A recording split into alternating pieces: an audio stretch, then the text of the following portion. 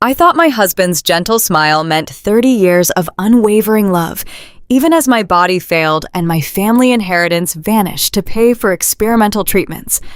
Then, my doctor slid a manila folder across the desk and whispered that my capsules were filled with toxic muscle relaxants.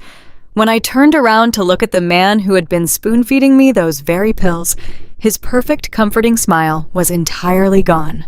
The stench of antiseptic hung heavy in the air of the Ohio Medical Center, a sharp chemical odor that coated the back of my throat and made my stomach churn. The fluorescent lights overhead buzzed with a low, irritating hum, casting harsh shadows across the sterile white walls and making the dull throb in my right temple spike into a blinding ache.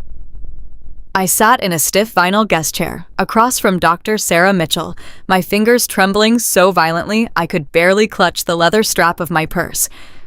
I am 55 years old, but catching my reflection in the dark glass of the clinic window, I saw a woman who looked closer to 70.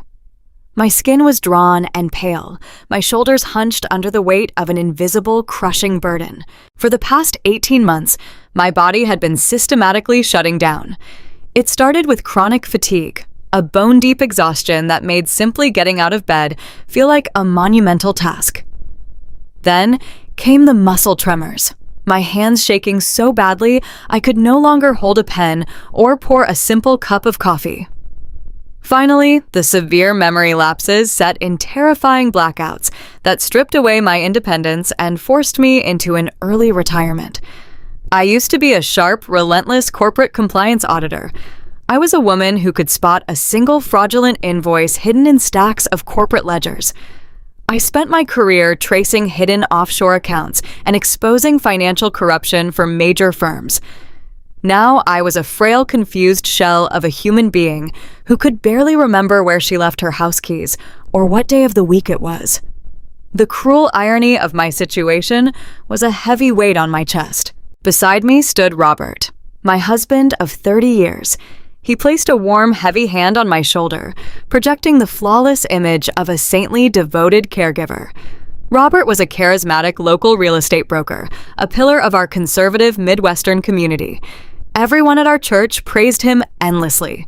The parish elders marveled at how he patiently managed my daily pill organizers, how he sacrificed his free time to drive me to endless appointments, and how he bravely liquidated my grandfather's ancestral farm trusts just to pay for what he called my out-of-pocket experimental specialist visits. His signature comforting smile never wavered in public, even when I accidentally dropped dinner plates on the kitchen floor or forgot the names of our closest friends. He was my rock, the anchor holding me steady in the storm of my failing mind. Or so I believed with every fiber of my being. My heart pounded a visceral thud against my ribs as I waited for the doctor to speak. Dr. Mitchell did not look at Robert. She did not open my routine blood work chart like she usually did. Instead, she kept her eyes locked securely on mine, her face completely drained of its usual polite, reassuring medical bedside manner. The tension in the small room was suddenly thick enough to choke on. She reached into her bottom drawer, her movements slow and deliberate, and slid a thick red stamped forensic toxicology report across the polished mahogany desk. The sharp scrape of the paper sliding against the wood made me jump in my seat. I squinted, trying to focus my failing blurry eyes on the highlighted numbers covering the page. I braced myself, fully expecting her to finally confirm the devastating news. Robert and I had been waiting for a formal diagnosis of rapid, early-onset dementia. Instead, Dr. Mitchell leaned in close over the desk, her voice dropping to a harsh, urgent whisper that cut through the humming of the lights. The results do not show any natural cognitive decline, Kate. She pointed a pen at the bold red text on the second page. We ran a highly specialized forensic panel because your symptoms were presenting inconsistently. You have massive toxic levels of an off-market muscle relaxant in your bloodstream. I stared at her, the words floating in the cold air, without making any sense to my foggy brain. A muscle relaxant. But I only take the brain supplements and vitamins Robert gives me every morning. I stammered, my voice raspy and weak, sounding like a frightened child. Dr. Mitchell shook her head slowly, a look of profound terror and pity flashing in her eyes. Someone has been systematically altering your daily medication capsules, Kate. Your organs are not failing because of a disease. Your brain isn't failing at all. You are being poisoned. A chilling realization dawned on me, spreading like ice water through my veins and paralyzing my lungs. The metallic taste of raw panic flooded the back of my throat. Poisoned. The word echoed violently in my mind, colliding with 18 months of suppressed memories that suddenly crystallized into horrifying clarity. I remembered Robert carefully splitting open my dietary capsules to mix them into my morning tea, always claiming he was doing it because I complained of having trouble swallowing pills. I remembered the slightly bitter, chalky taste that lingered at the bottom of my mug, a taste he always masked with extra honey.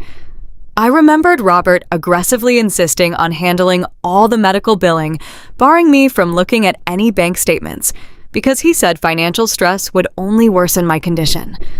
I remembered him taking total legal control of my family inheritance, draining the accounts to cover treatments that only ever made me feel more exhausted, more confused, more dependent on him. Every time I felt a little better, every time my mind seemed to clear for a day or two, he would bring me a fresh batch of supplements, and the heavy, suffocating brain fog would return instantly. He had orchestrated my entire decline.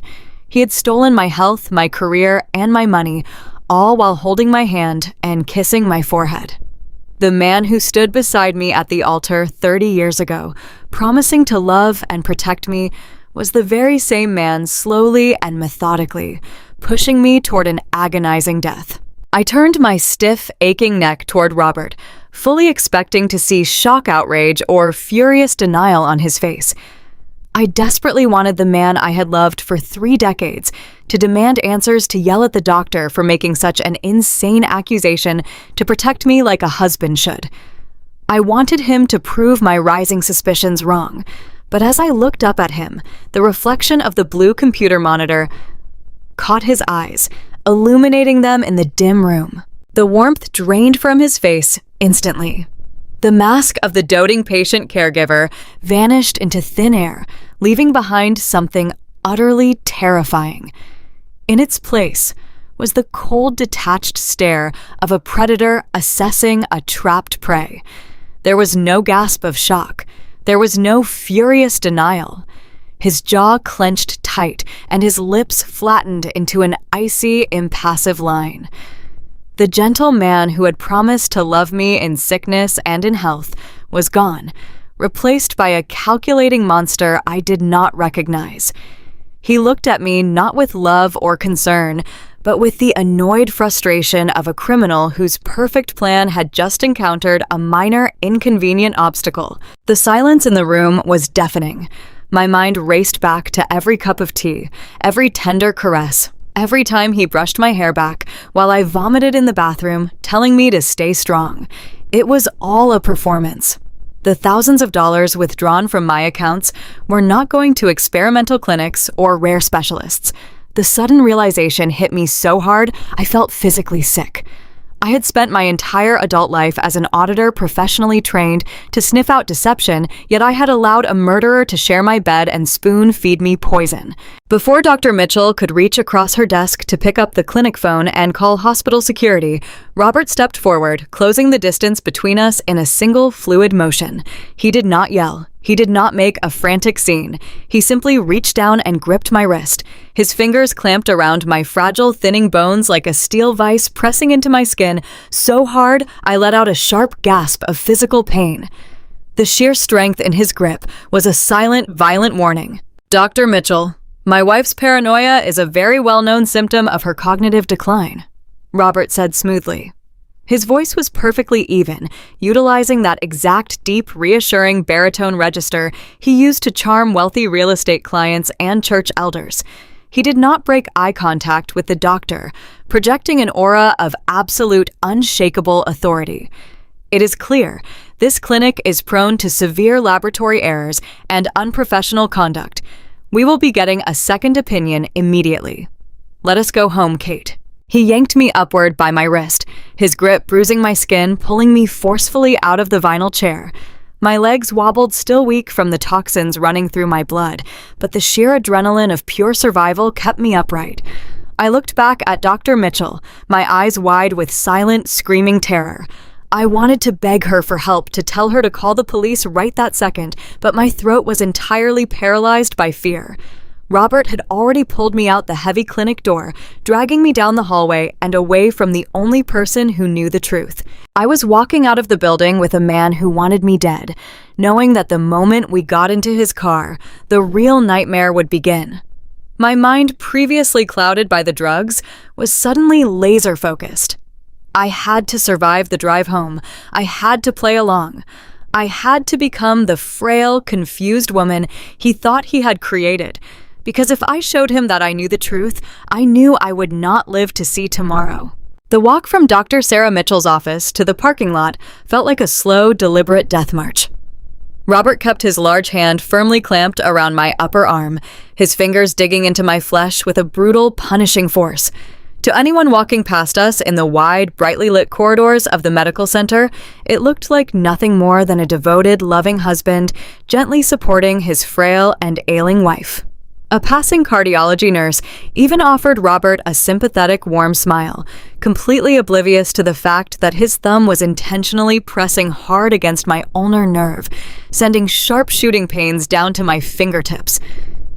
It was a silent, violent promise of exactly what would happen if I dared to scream, stumble, or pull away. My legs felt like heavy blocks of lead, clumsy and uncooperative from the toxic muscle relaxant still coursing through my bloodstream, but pure, unfiltered adrenaline forced me to keep moving forward. We stepped out through the sliding glass doors and into the biting chill of the Ohio afternoon. The wind whipped across the expansive asphalt parking lot, but the cold barely registered against the burning realization exploding in my mind.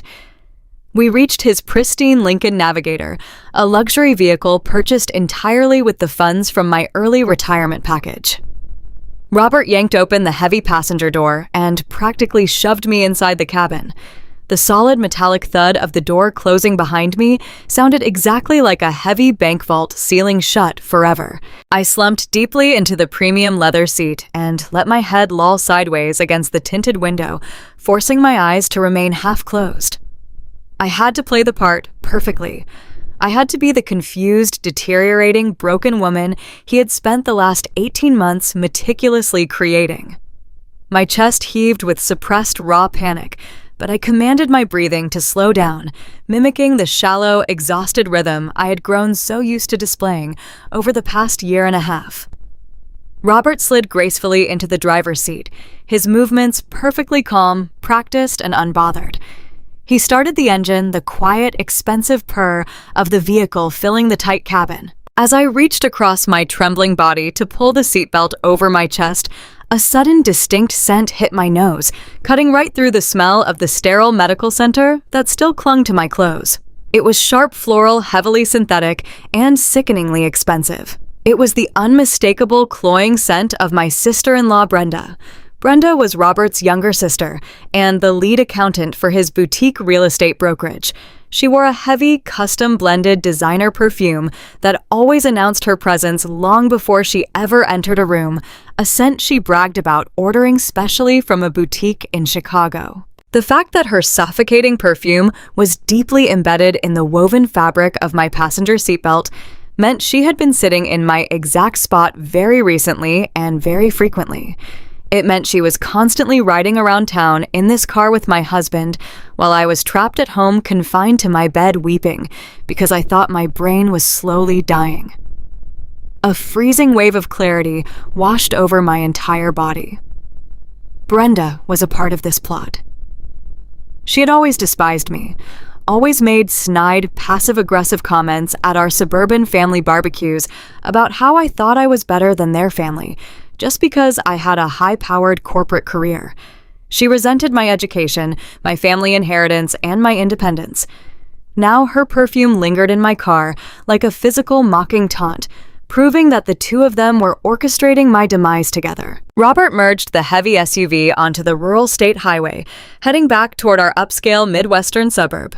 The towering oak trees and sprawling harvested cornfields blurred past my window in a streak of brown and gray.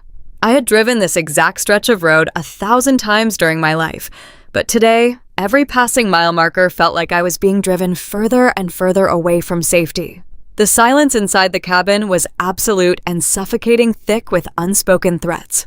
I waited for Robert to say something to offer some kind of defensive excuse for dragging me out of the doctor's office before she could finish her sentence. When he finally spoke, his voice was chillingly calm and measured. He did not sound angry.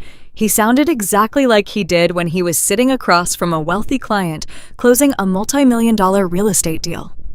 Smooth, persuasive, and entirely devoid of genuine human emotion. "You are losing your grip on reality, Kate," he said, keeping his eyes firmly fixed on the asphalt ahead, his hands relaxed loosely on the leather steering wheel. "Dr. Mitchell does not know what she is talking about. These private clinics just want to run expensive, unnecessary tests to bill our insurance providers. You know how confused and agitated you have been lately. You are forgetting your house keys. You are misplacing important financial documents. Last week, you could not even remember the name of our own pastor when he came to visit you." I kept my eyes shut, letting out a soft, pathetic groan to maintain my cover while my mind screamed at his sheer audacity. He was laying the psychological groundwork for my legal insanity. He was using the exact symptoms he had chemically induced with those toxic capsules to justify my total loss of autonomy. He had been hiding my keys. He had been moving my documents. He had been creating the very chaos he was now using against me. "Your mother died of severe cognitive decline. Remember?" He continued, his tone shifting into a sick, weaponized parody of sympathy. "It runs in your blood, Kate. It is a terrible tragedy, but we have to face the facts of your condition. If you keep making these wild, paranoid accusations against me, I will have no choice but to take extreme measures. For your own safety, of course. I will have to restrict your visitors. I will have to secure a medical power of attorney. We cannot have you wandering around town telling crazy fabricated stories to medical professionals. People will think you have completely lost your mind." As he finished his dark monologue, his right hand moved down to the master control console on the driver's side door. A sharp mechanical click echoed through the quiet cabin as he locked all the doors from his panel. The sound sent a fresh, paralyzing wave of terror straight down my spine. The child safety locks were engaged. I was locked inside a moving steel cage with a man who was actively, methodically poisoning me to death. I felt completely, utterly isolated. The entire community loved him. The people at our church thought he was an absolute saint for putting up with my early onset illness. If I died in my sleep tomorrow, everyone would just offer him their deepest condolences and praise him for his tireless devotion. No one would ever suspect the grieving, handsome widower who had spent 18 months playing the perfect martyr. I realized in that terrifying, enclosed moment that I could rely on absolutely no one but myself. I had to outsmart him. I had to let him believe he was in total control until the exact moment I could completely destroy him. I kept my head resting against the cool glass of the passenger window, letting a small trail of saliva escape the corner of my mouth to complete the grotesque picture of my mental decay. My body remained perfectly still, slouched in defeat, but my internal senses were operating at a level of hyper-alertness I had not experienced since my days as a senior compliance auditor, tracking down offshore shell accounts. That was when I felt it. A sharp rhythmic vibration deep inside the right pocket of my heavy wool trench coat. It was my personal cell phone. I had turned it on silent before stepping into the medical clinic, leaving only the haptic feedback active. I did not move immediately. I waited for Robert to focus his attention on navigating a complex multi-lane intersection before slowly, agonizingly shifting my weight under the thick plaid lap blanket I always kept in the passenger seat for my chronic chills. Inch by cautious inch, I slid my trembling hand into my coat pocket. My cold fingertips brushed the smooth glass screen of my phone. I carefully angled the device beneath the heavy fabric of the blanket, ensuring the screen brightness would not reflect off my clothing or catch the corner of Robert's peripheral vision. With my heart in my throat, I pressed the side button to wake the screen. The display illuminated softly, showing a series of automated cloud notifications. It was an alert from our shared home network. A device connected to our residential Wi-Fi was receiving a massive influx of data. I blinked, fighting through the lingering chemical fog in my eyes, and read the notification details. It was Robert's work iPad. He had carelessly left it powered on and synced to our home network server, a highly secure server I had personally configured years ago, when my mind was still razor sharp. The iPad was receiving a barrage of text messages, and because of the cloud mirroring feature I had set up for our shared family calendar, the message previews were popping up directly on my hidden phone screen. My heart hammered so violently against my ribs, I thought it might crack my sternum as I read the incoming text string. It was from Brenda. The message was not about mundane real estate listings or office supplies. It was a cold calculated business update on the systematic theft of my entire life. The bank just approved the final withdrawal from Kate's family trust account. The glowing message read, $800,000 cleared into the Horizon Developments account this morning. Is her brain fog bad enough to get her to sign the quitclaim deed on her grandfather's farm tomorrow? I stared at the letters on the screen, the words burning themselves deep into my retinas. $800,000. My entire family inheritance. The money my parents had worked their entire lives to save, the money I had carefully managed, invested, and protected, was entirely gone. Swept away into an account I did not recognize, orchestrated by my own husband and his treacherous sister. And then there was the second half of the message, the quitclaim deed on my grandfather's farm. The sprawling agricultural property was the very last asset solely in my name, a pristine, highly valuable stretch of land that had been in my family for 4 generations.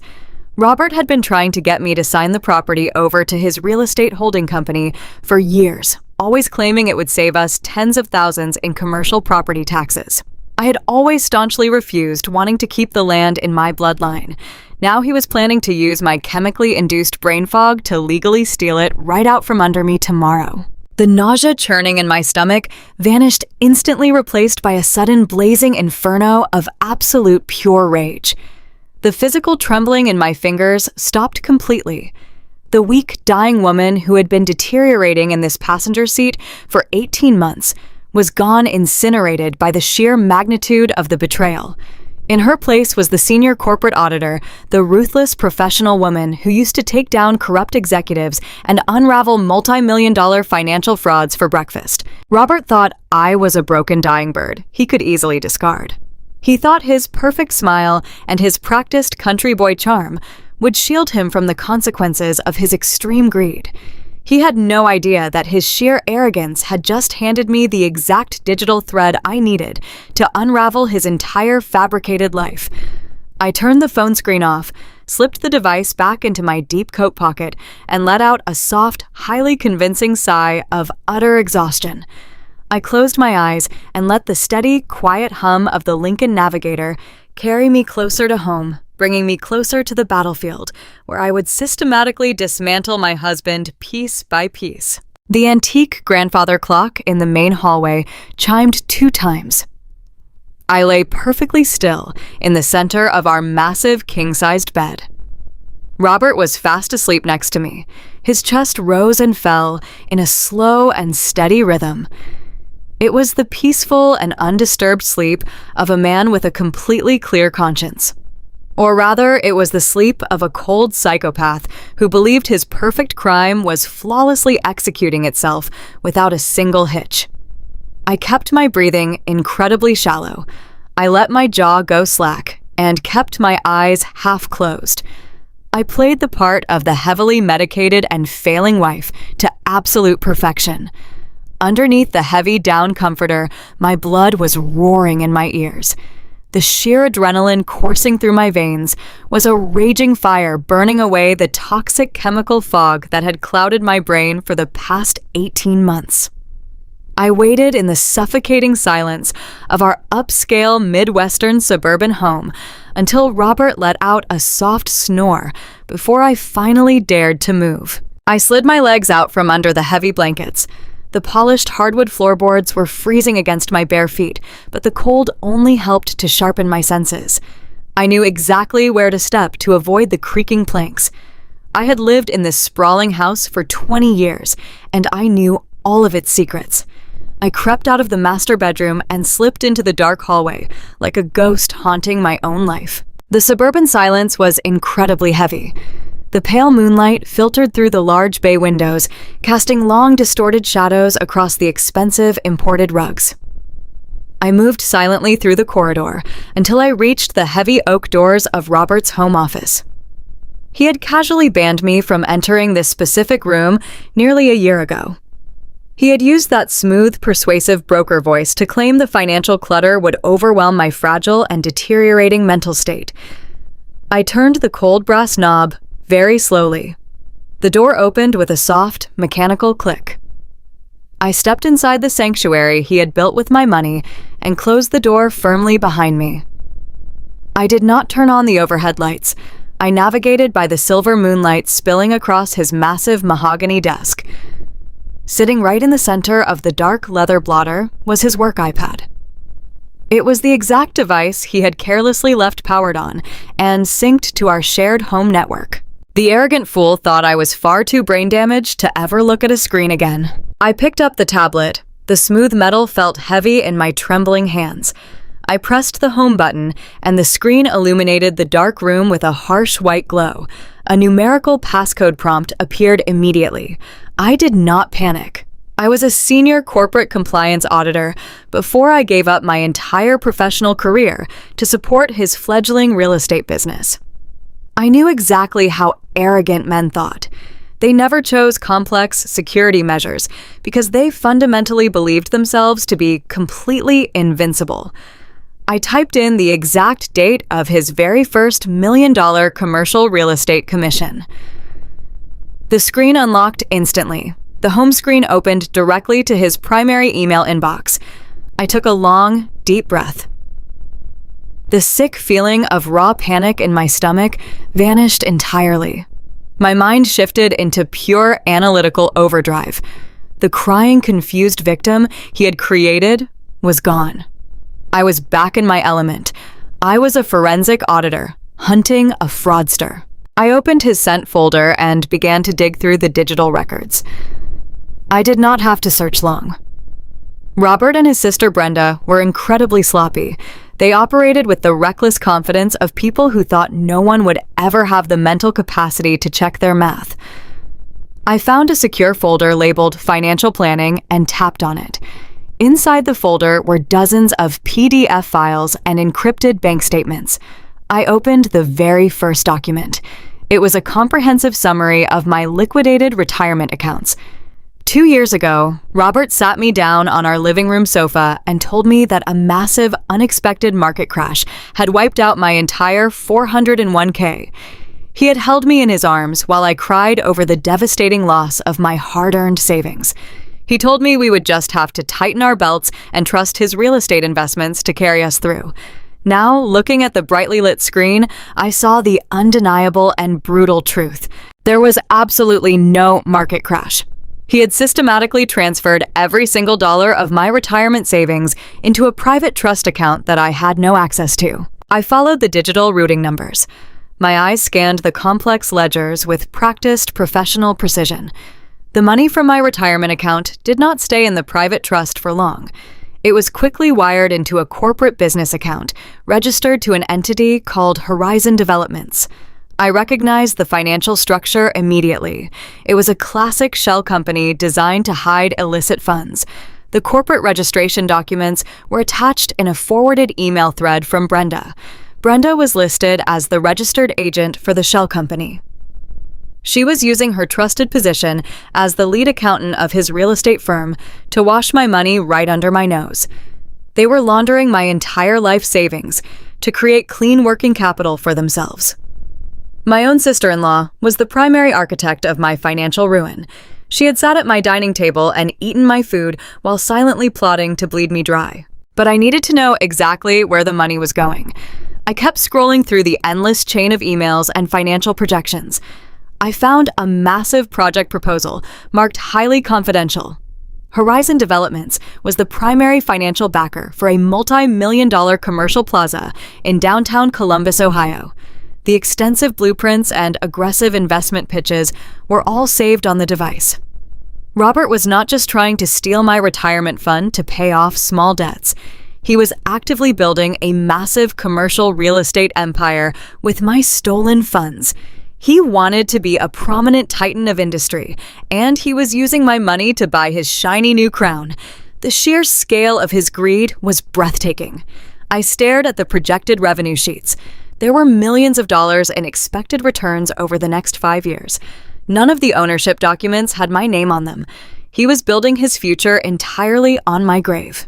The financial betrayal was a deep and agonizing wound, but the very next discovery was a jagged knife straight to my heart. I closed the email application and opened his private messaging app. The long thread with Brenda was just the beginning of the nightmare. I found another contact saved under a fake landscaping vendor name. I tapped on the conversation to read the history. The messages were absolutely not about property lines or zoning permits. They were accompanied by dozens of high-resolution pictures. There were pictures of a beautiful blonde woman in her 30s, smiling on a white sand beach. There were pictures of her holding up incredibly expensive designer handbags in front of a mirror. Her name was Jessica. She was a luxury home stager that Robert had officially hired for his high-end suburban listings. She was also his active mistress. I read their text messages. The words made me physically nauseous. Robert was not just sleeping with her behind my back. He was funding her entire lavish lifestyle with the money he and Brenda were systematically siphoning from my accounts. I saw digital receipts for a customized Range Rover purchased entirely in cash. I saw booking confirmations for first-class flights to luxury resorts in Cabo San Lucas. I saw monthly invoices for a sprawling penthouse apartment leased entirely under Jessica's name in the city. The money that was supposed to pay for my secure retirement was buying diamond tennis bracelets and imported champagne for a woman 15 years younger than me. Jessica knew exactly where the money was coming from. She was a willing participant in the theft. In one message, she complained about the tight budget for her new, imported Italian living room furniture. Robert replied with a sickening text that made my blood run cold. "Do not worry, baby. Brenda is processing the final withdrawal from the old lady's trust account tomorrow, so you can buy whatever you want." My hands clenched into tight fists. The final withdrawal. I backed out of the messaging app and returned to his email inbox. I searched specifically for messages from Brenda sent within the last 48 hours. I found a heavily encrypted email flagged with high importance. The subject line read, "Final bridge loan approval." I opened the email immediately. There was a single PDF document attached to the message. I tapped the icon and waited for the large file to load on the bright screen. It was a highly predatory secondary commercial mortgage agreement. I zoomed in on the property details and my heart completely stopped. It was the physical deed to my ancestral family farm. The sprawling agricultural property my grandfather had built with his own 2 hands during the Great Depression. It was the only physical asset I had adamantly refused to put into a joint account when Robert and I got married 30 years ago. It was my heritage and my only remaining connection to my parents. Robert had taken out a massive high-interest bridge loan from a notorious local predatory commercial lender using my farm as the absolute sole collateral. The loan was specifically designed to close the final funding gap for the Columbus Plaza project, but the bank required my verified signature on a quitclaim deed to finalize the transaction and transfer the ownership entirely into the shell company. I read Brenda's frantic email text located just below the attachment. "We need her signature on this quitclaim deed by Friday afternoon, or the entire Columbus deal falls apart, and we lose all the earnest money we put down." The lenders are getting extremely impatient. Robert had replied to his sister just an hour ago from his phone. "Do not worry, Brenda. Kate is declining very rapidly. The new dosage is working perfectly, and she can barely string a sentence together. I will have our notary at the charity gala on Friday night. I will guide her hand if I have to. If she refuses to sign, I already have the legal paperwork drawn up to file for an emergency medical conservatorship on Monday morning. Her doctor will easily testify that she is mentally incompetent based on her symptoms."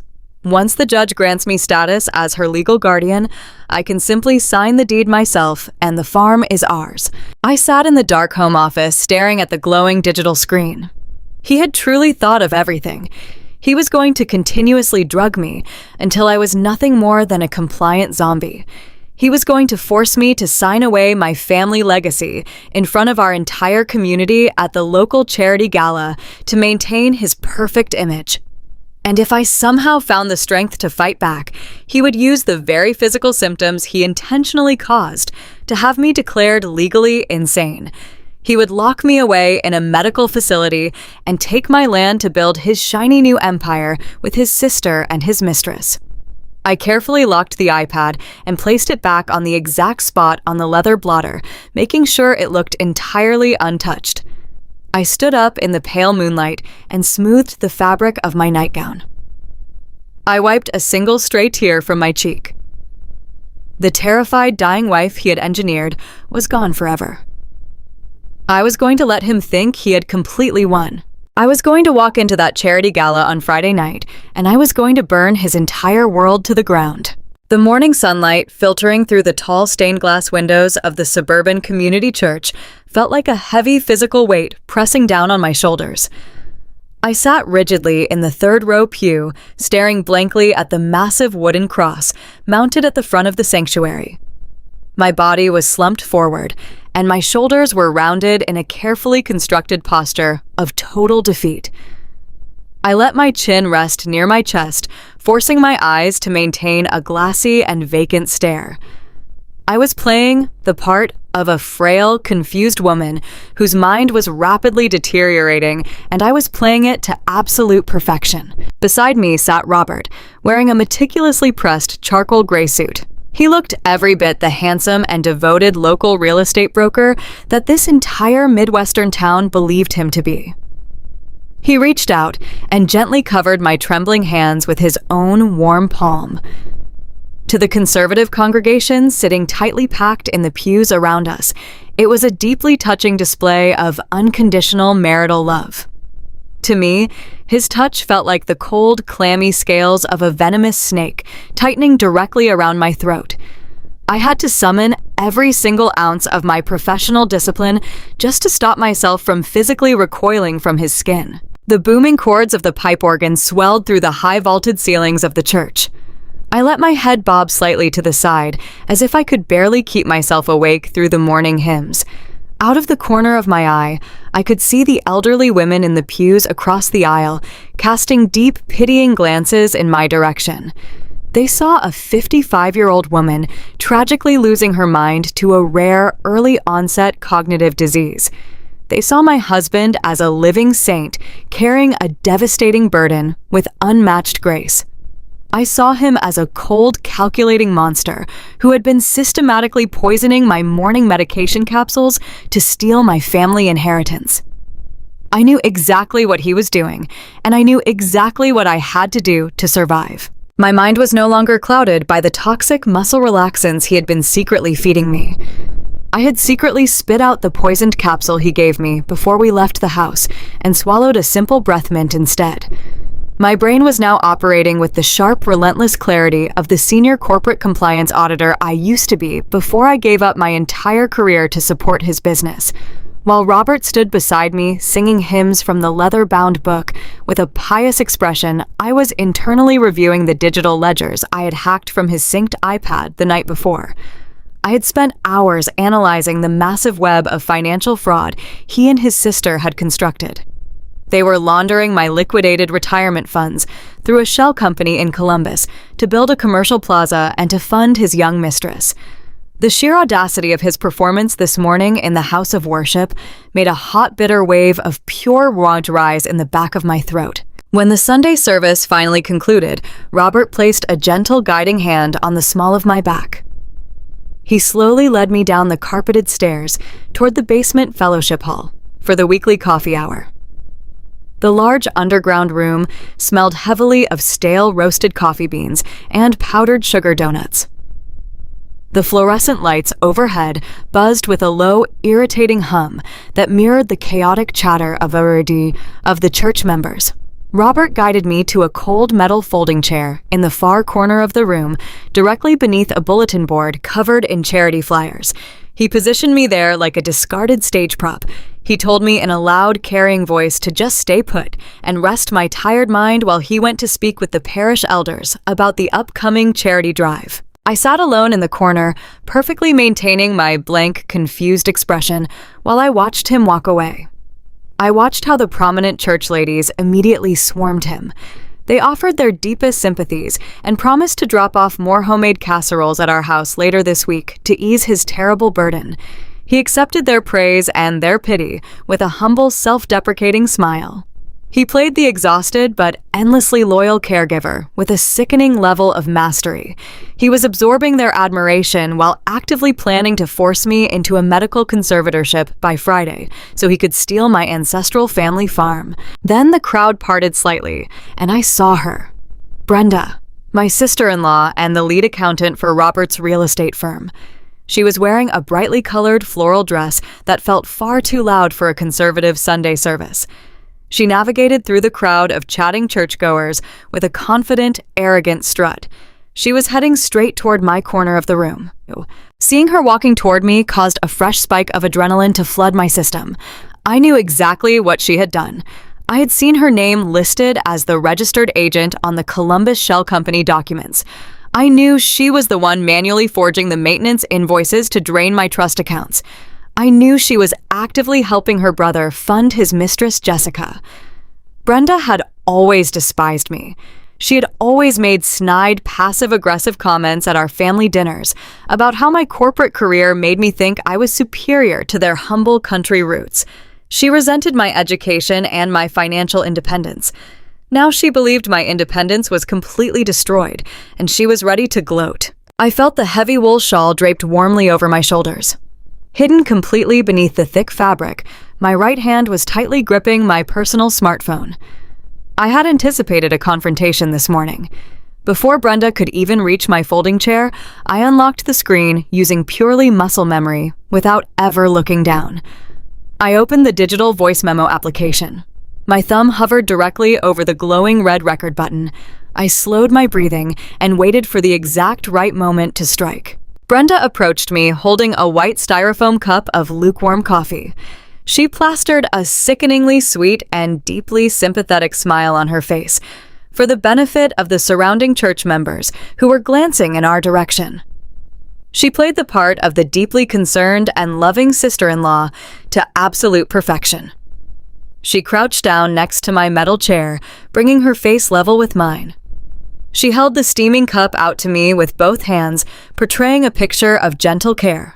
The smell of her custom designer perfume was instantly overpowering. It hit my senses like a physical blow. It was the exact same heavy floral scent I had smelled lingering on the passenger seatbelt of Robert's luxury SUV the day before. It was the scent of a woman who felt entirely untouchable and completely victorious. I let my hands shake violently as I reached out from under my shawl to take the coffee cup. I purposely fumbled my grip, making the brown liquid slosh over the rim and splash directly onto the pristine white cuff of her floral dress. Brenda's fake sympathetic smile twitched violently. Her eyes flashed with a sudden, terrifying burst of pure, unadulterated disgust. She quickly glanced around the busy fellowship hall to ensure none of the church elders or gossiping women were within earshot of our corner. The closest group of people was standing by the refreshment table across the room, completely absorbed in their own loud conversations. Satisfied that no one was paying close attention to us, Brenda leaned in incredibly close. Her face was only inches from mine. The cloying stench of her expensive perfume mixed with the bitter smell of the spilled coffee making my stomach turn. Underneath my heavy wool shawl, my thumb pressed down firmly on the red icon on my phone screen. The recording timer began to run. Brenda dropped her cheerful, public facade entirely. The mask of the loving sister-in-law vanished, leaving only a cold, calculating cruelty in its place. Her voice became a low, venomous whisper meant only for my ears. "You look pathetic, Kate. Just let Robert handle the farm deed so you can finally rest in a facility where you belong. Don't worry, Jessica and I will take great care of my brother's new life." The sheer audacity of her words felt like a physical slap across the face. She was openly mocking my supposed brain damage. She was confirming the existence of the fraudulent property deed. She was confirming the exact destination she had planned for me, which was a locked medical facility for the insane. And worst of all, she had just proudly and arrogantly spoken the name of my husband's hidden mistress directly into a hot microphone. She handed me the entire criminal conspiracy wrapped in a neat verbal bow simply because she believed my mind was too broken to process a single syllable she was saying. I forced my eyes to look incredibly glassy and vacant. I let my jaw hang slightly slack, portraying the image of a woman completely lost in a heavy chemical fog. I gave a weak, submissive nod, as if I barely understood the cruel and devastating words she had just whispered to me. I slumped my shoulders forward and stumbled slightly in the metal folding chair, clutching the warm styrofoam cup with badly trembling hands. I made sure to look entirely broken and completely defeated. Brenda let out a soft, arrogant scoff that vibrated with deep satisfaction. She stood up gracefully, smoothed out the front of her brightly colored floral dress, and turned her back on me. I watched her walk away to rejoin the crowd of churchgoers, laughing and chatting as if she had not just casually condemned me to a locked psychiatric ward. She thought she had just kicked a dying animal. She thought she and Robert had completely won their terrible game. She thought she was untouchable.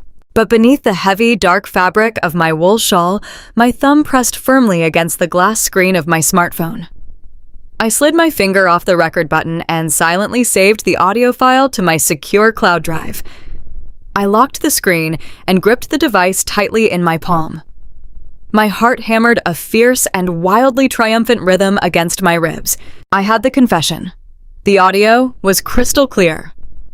It was the undeniable proof of their coordinated malice and their joint financial conspiracy. The golden ticket to their absolute legal destruction was now locked securely in my hand.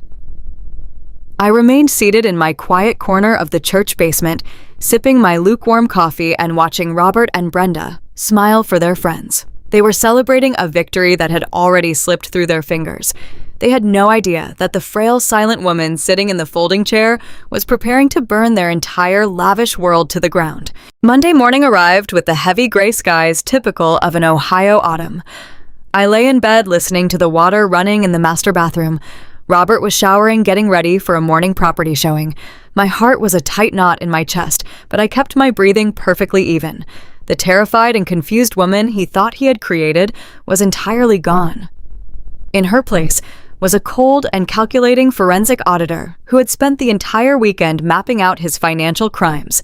When Robert finally emerged from the bathroom, smelling of his expensive sandalwood cologne, he walked over to the nightstand and handed me my morning capsule. He flashed that signature comforting smile, telling me to swallow it down so my mind could rest. I took the pill with a trembling hand, raised the glass of water to my lips, and faked a violent cough. The water spilled down my chin, and I secretly slipped the poisoned capsule into the deep pocket of my fleece robe. I gave him a weak nod and closed my eyes until I heard the heavy front door click shut. I waited exactly 10 minutes to ensure his Lincoln Navigator had left the subdivision. Then, I moved with a speed and precision I had not felt in 18 months. I left my main cell phone sitting on the kitchen counter, knowing Robert used the location tracking application to monitor my movements. I grabbed a thick manila envelope filled with all the printed spreadsheets I had extracted from his synced device over the weekend. I also packed the official toxicology report from Dr. Mitchell and a small portable storage drive containing the audio recording of Brenda making her vile confession at the church fellowship hall. I walked out the back door, cut through the dense woods behind our property, and walked 2 miles down the county road to where I had paid cash for a cheap rental car the day before. I could not risk driving my own vehicle. Robert knew everyone in our town, from the local police chief to the bank tellers. If anyone saw me leaving, they would call him immediately. I drove 2 counties over, gripping the steering wheel so tightly, my knuckles turned completely white. The tires hummed against the asphalt, carrying me further away from the suburban prison he had built for me. I was heading straight to the city of Dayton to see Thomas Gallagher. Thomas Gallagher was not a friendly suburban family lawyer who handled polite divorces and neighborhood property disputes. He was a ruthless and sharp-witted attorney who specialized in corporate fraud and high-stakes asset recovery. Back in my days as a senior corporate compliance auditor, I had worked across the table from him on a massive embezzlement case. I knew his reputation well. He was a shark in a custom-tailored suit, a man who dismantled white-collar criminals for sport. When I walked into his high-rise office building, my legs felt incredibly heavy from the residual toxins still lingering in my bloodstream, but my posture was completely straight. The receptionist looked at my pale face and my oversized trench coat with a hint of polite concern. But as soon as I gave my name, I was escorted directly into the sprawling corner office. Thomas Gallagher sat behind a massive glass desk. His graying hair was slicked back, and his piercing eyes assessed me instantly. He remembered the formidable auditor I used to be, and he could clearly see the physical toll the last 18 months had taken on my body. I did not waste time with pleasantries or tearful introductions. I walked straight up to his desk and dropped the thick manila envelope right in the center of the glass. The heavy thud echoed loudly in the quiet room. I sat down in the leather guest chair and folded my hands neatly in my lap. I looked him dead in the eye and told him that my husband and his sister were systematically laundering my family inheritance through a shell company to fund a commercial plaza in Columbus and support a young mistress named Jessica. I told him they were planning to steal my ancestral family farm by Friday. And finally, I told him they were slowly poisoning me to death with off-market muscle relaxants to legally declare me mentally incompetent. Thomas did not interrupt me once. He simply opened the manila envelope and began to review the documents with practiced speed. The silence in the room grew incredibly dense as he flipped through the cross-referenced trial balance sheets I had printed. I pointed out the exact routing numbers, showing how Brenda had used forged maintenance invoices from Robert's real estate firm to drain $800,000 from my private trust account. I handed him the toxicology report from Dr. Mitchell, detailing the toxic levels of unauthorized drugs in my system. Then I plugged the storage drive into his laptop and played the audio recording of Brenda whispering her cruel confession at the church coffee hour. The venomous sound of her voice filled the office, bragging about letting me rot in a facility, while she and Jessica enjoyed my money. Thomas leaned back in his leather chair and let out a long, heavy exhale. He looked at me with a mixture of deep professional respect and genuine horror. "You built a completely airtight financial timeline, Kate," he said, keeping his voice perfectly level. "But we need to look into the exact status of your family farm right now." He turned to his dual monitors and quickly logged into the secure state property registry database. The rapid clicking of his keyboard sounded like a ticking clock. He pulled up the deed history for the sprawling agricultural property my grandfather had built. The color drained from his face as he opened a newly filed digital attachment. He turned the monitor toward me so I could see the screen. It was a preliminary commercial bridge loan agreement. Robert had used the farm as the absolute sole collateral to secure a $5 million construction loan from a notorious predatory commercial lender in Columbus. And right there at the bottom of the digital document was my signature. It was a perfect electronic forgery executed through a remote notary application. My heart slammed against my ribs. "I never signed that document," I stated, my voice vibrating with pure cold anger. "I have refused to put his name on that land for 30 years. Thomas nodded grimly. "I know you did not sign it, Kate, but Robert and Brenda are using this bridge loan to cover the final funding gap for the Columbus Plaza project. The predatory lender requires the physical quitclaim deed with your actual wet ink signature and a physical notary stamp to finalize the transaction and transfer the ownership entirely into their shell company. If they do not get that physical document uploaded to the lender portal by 5:00 on Friday evening, the entire commercial deal falls apart." Thomas paused and looked at me with intense gravity. "I know exactly what you are thinking, Kate. You want to serve him with divorce papers right now. You want to walk into your house with the police and arrest him for domestic abuse. But if you confront Robert today, he will instantly realize you have uncovered the financial trail. He will immediately declare bankruptcy for his real estate brokerage. He will let the ancestral farm fall directly into foreclosure because the predatory lender already holds the forged preliminary agreement. The bank will seize your grandfather's land by the end of the month. Meanwhile, Robert will completely hide the laundered $800,000 in offshore accounts registered under Jessica's name, and you will be left fighting a civil divorce battle for the next 10 years with absolutely no money to pay for it. The brutal reality of his words washed over me like a bucket of ice water. A simple divorce would absolutely not save me. If I walked away right now, Robert would win. He would play the victim to our entire suburban community, claiming my tragic mental decline had bankrupted his business. He would walk away clean with his sister and his young mistress, while my family legacy was auctioned off to the highest bidder. My hands balled into tight fists on my lap. The sheer injustice of it made my vision blur with a hot, stinging fury. I looked at Thomas and asked him exactly what we needed to do to destroy them completely. "We cannot just serve him divorce papers, Kate," he repeated, leaning over the desk with a predatory gleam in his eyes. "A civil court will take years to sort through the shell companies and the accounting tricks Brenda utilized. We need the federal government. We need the Federal Bureau of Investigation and the Internal Revenue Service. We have to bait them into finalizing the fraudulent wire transfer on Friday. If Robert uploads that physically forged quitclaim deed across state lines to the lender portal using the internet, he commits federal wire fraud. When he attempts to finalize the $5 million commercial loan using your stolen trust money as the foundation, he commits grand larceny and massive bank fraud. Once the digital transmission clears the federal servers, the crimes become federal felonies, carrying mandatory minimum prison sentences of 20 to 30 years. Thomas tapped his pen sharply against the glass desk. We need to let him think his plan is working flawlessly.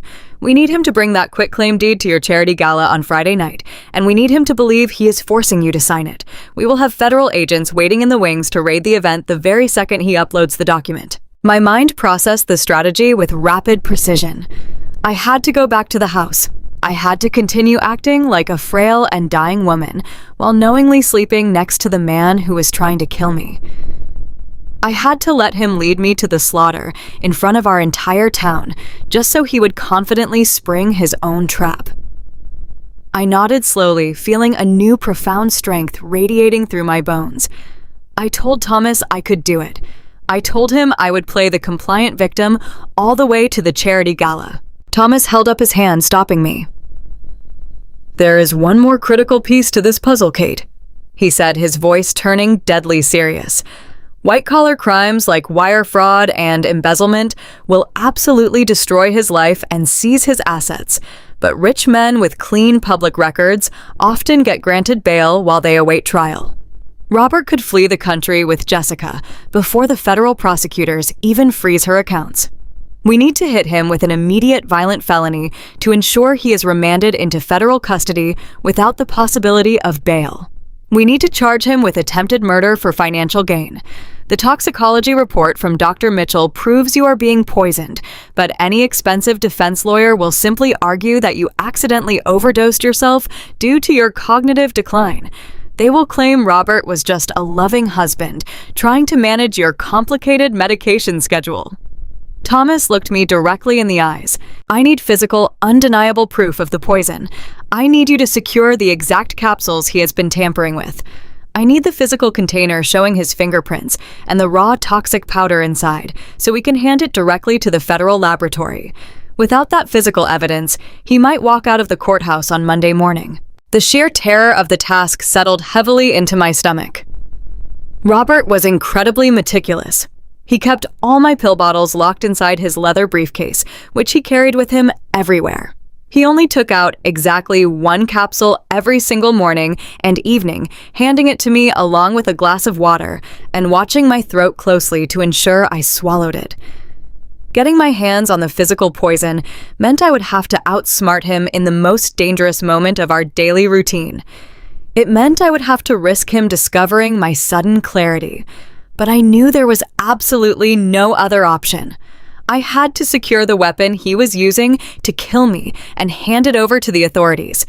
I looked at Thomas Gallagher and gave a slow, deliberate nod. I told him I would get the capsules. I told him to prepare the federal agents for Friday night.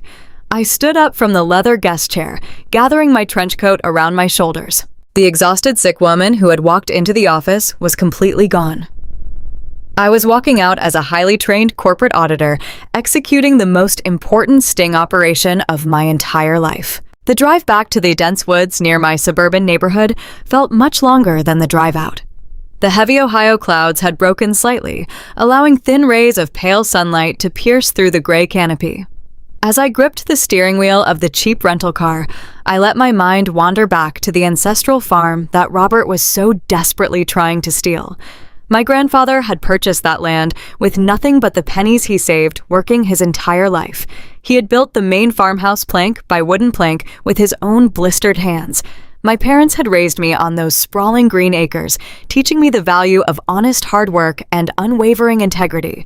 They had left the property entirely to me in a protective trust, explicitly stating that it should remain a safe haven for our bloodline.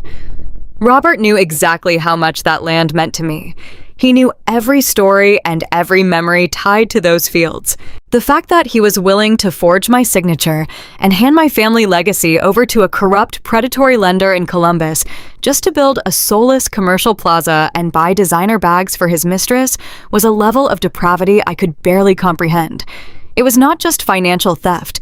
It was a complete and utter desecration of my family history. The rage burning inside my chest was no longer a frantic, chaotic panic.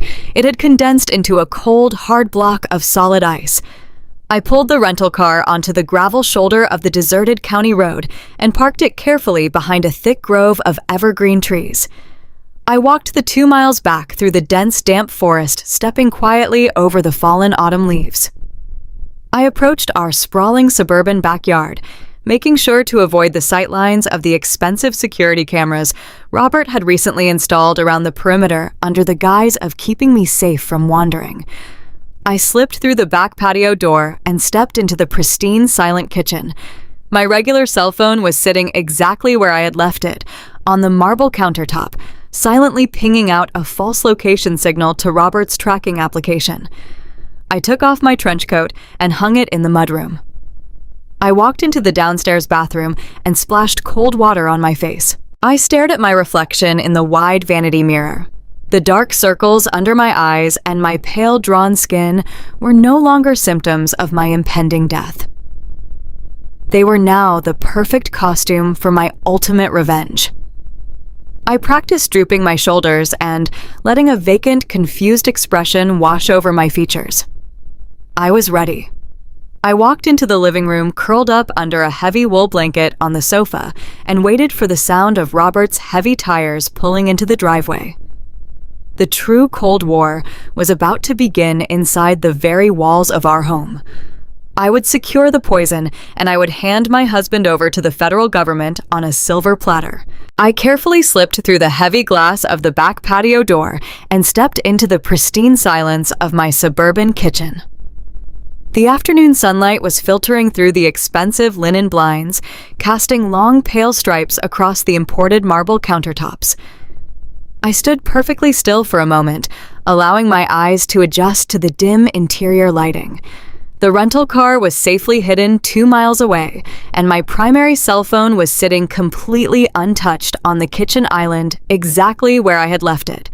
According to the digital tracking application Robert used to monitor my daily movements, I had never moved an inch from the house.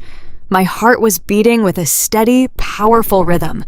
The desperate weeping woman who believed her brain was shutting down was entirely gone. In her place was a cold, relentless forensic auditor who was preparing to systematically dismantle her husband's life. I took off my heavy wool trench coat and hung it quietly in the mudroom.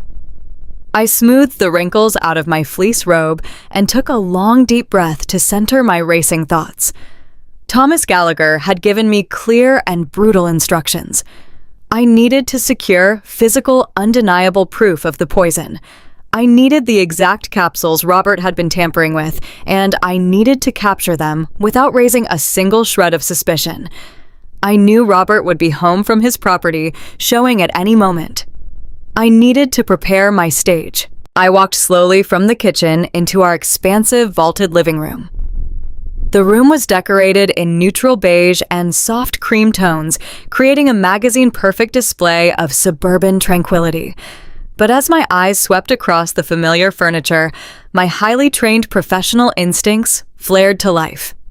As an auditor, I was professionally conditioned to notice anomalies. I was trained to look at a perfectly balanced ledger and immediately spot the single fraudulent number hiding in plain sight. Now I was applying that exact same predatory focus to my own living room. My gaze drifted toward the massive mahogany bookshelf that spanned the entire western wall. I had arranged those books myself decades ago. I knew every spine and every leather-bound cover. Right in the center of the third shelf, at the exact eye level of someone sitting on the sofa, a thick copy of a historical biography was pushed out of alignment by perhaps a quarter of an inch. It was a microscopic deviation, but to my newly awakened mind, it was a blaring alarm bell. I kept my head bowed and shuffled my feet, mimicking my usual medicated gait, as I slowly approached the bookshelf. I did not look directly at the book. I used my peripheral vision to scan the dark crevice between the pages. Deep inside the hollowed-out spine of the fake book, I saw the tiny, unmistakable glint of a curved glass lens. Next to the lens, a microscopic green light blinked once, indicating an active wireless connection. It was a high-definition, motion-activated nanny camera. A wave of profound, absolute violation washed over my entire body. The cold realization settled deep into my bones.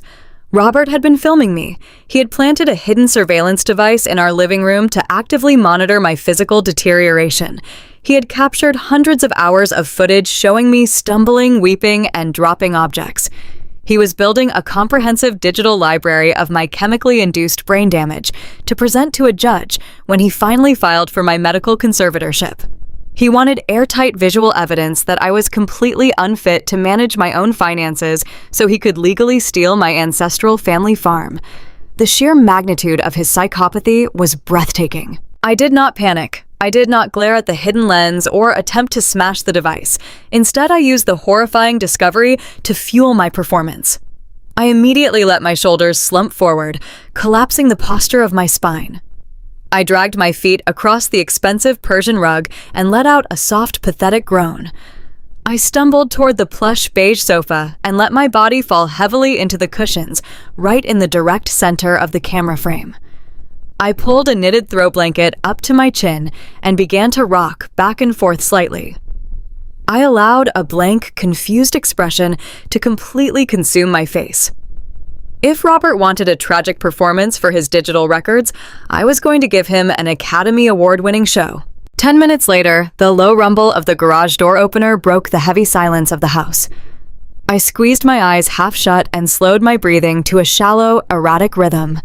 The heavy wooden door connecting the garage to the mudroom swung open with a loud thud. Robert strode into the hallway, humming a cheerful, upbeat melody. He sounded like a man who did not have a single care in the entire world. He walked into the living room, and the very first thing he did was cast a swift, subtle glance toward the mahogany bookshelf. He was checking to ensure his hidden camera was still perfectly positioned and operational. When his eyes finally landed on me, huddled under the blanket on the sofa, his entire demeanor shifted instantly. The cheerful, successful real estate broker vanished, and the saintly, concerned husband took his place. He walked over to the sofa and knelt beside me. The familiar smell of his expensive sandalwood cologne washed over me, mixed faintly with the lingering synthetic floral notes of his sister Brenda. "Kate, sweetheart," he murmured, his voice dripping with fabricated sympathy. "I am so sorry I had to leave you alone this morning. That property showing took much longer than I expected." "How is your head feeling, my love?" I let out a weak, trembling sigh and purposely slurred my words together. "Everything is so foggy, Robert," I whispered, letting my jaw hang slack. "I feel so heavy. I cannot remember if I ate breakfast." He reached out and stroked my hair with a gentle, comforting hand. The physical contact made my stomach churn with violent disgust, but I forced myself to lean into his palm like a desperate, dependent child. "Do not worry about a thing, Kate," he said softly. "Your mind is just tired. You are pushing yourself too hard. We need to keep your strength up and make sure you take your afternoon vitamins. I will get them for you right now. Just rest here and do not move." He stood up and walked into the kitchen. I kept my eyes completely vacant, but my ears tracked his every movement. I heard the sharp clink of ice cubes hitting a crystal glass. I heard the sound of the refrigerator water dispenser running. Then, I heard the distinct heavy click of brass locks opening. He had placed his leather briefcase on the kitchen island. He kept all my medication bottles securely locked inside that briefcase, claiming it was to prevent me from accidentally taking a double dose due to my severe memory lapses. In reality, it was to ensure I never had unmonitored access to the pills he was slowly using to destroy my central nervous system. A moment later, Robert returned to the living room. In his left hand, he held a heavy crystal tumbler filled with iced water. In his right hand, resting delicately in the center of his palm, was a single blue and white gelatin capsule. "Here we go, sweetheart," he said, projecting that deep, reassuring baritone voice. He placed the heavy glass of water on the wooden coaster resting on the coffee table. He knelt back down beside the sofa and held his open palm out to me. "Take your vitamin, Kate. It will help clear the fog." I extended my right hand from beneath the knitted blanket. I commanded my muscles to misfire, creating a violent and highly convincing tremor in my fingers. My hand shook so badly that I initially missed his palm entirely brushing against his wrist. Robert offered a patient, forgiving sigh and gently pressed the capsule directly into my trembling hand. As the pill rested against my skin, I focused all my forensic auditing skills onto its small surface. My vision zoomed in on the delicate seam where the blue half of the gelatin casing overlapped the white half. Right there along the microscopic edge, I saw the undeniable physical evidence. There were tiny, jagged scratch marks etched into the soft gelatin. They were the exact marks left behind by someone using a razor blade or a precision tool to carefully pry the capsule open. He had taken a harmless, over-the-counter dietary supplement, emptied out the benign powder, and meticulously refilled it with a lethal dose of off-market muscle relaxants before pressing the casing back together. I was holding the murder weapon in the palm of my hand. The weight of that realization was staggering, but I did not let a single fraction of my internal fury show on my face. I needed to secure this exact capsule without him suspecting a thing. I needed to execute the swap flawlessly right in front of his hidden surveillance camera.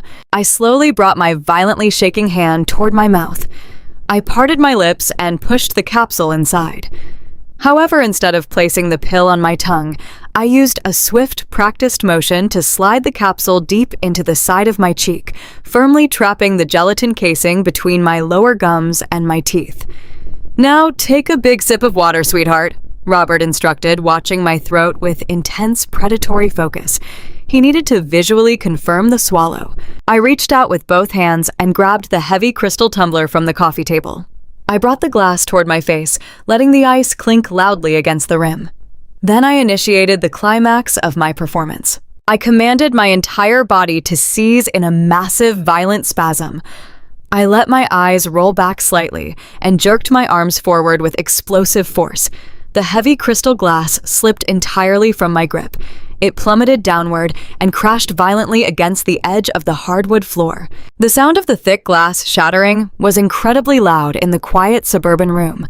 Ice cubes and freezing water exploded outward in a massive splash, soaking the Persian rug and sending sharp crystal shards flying across the floorboards. Robert cursed loudly. The sudden chaotic explosion completely broke his saintly facade.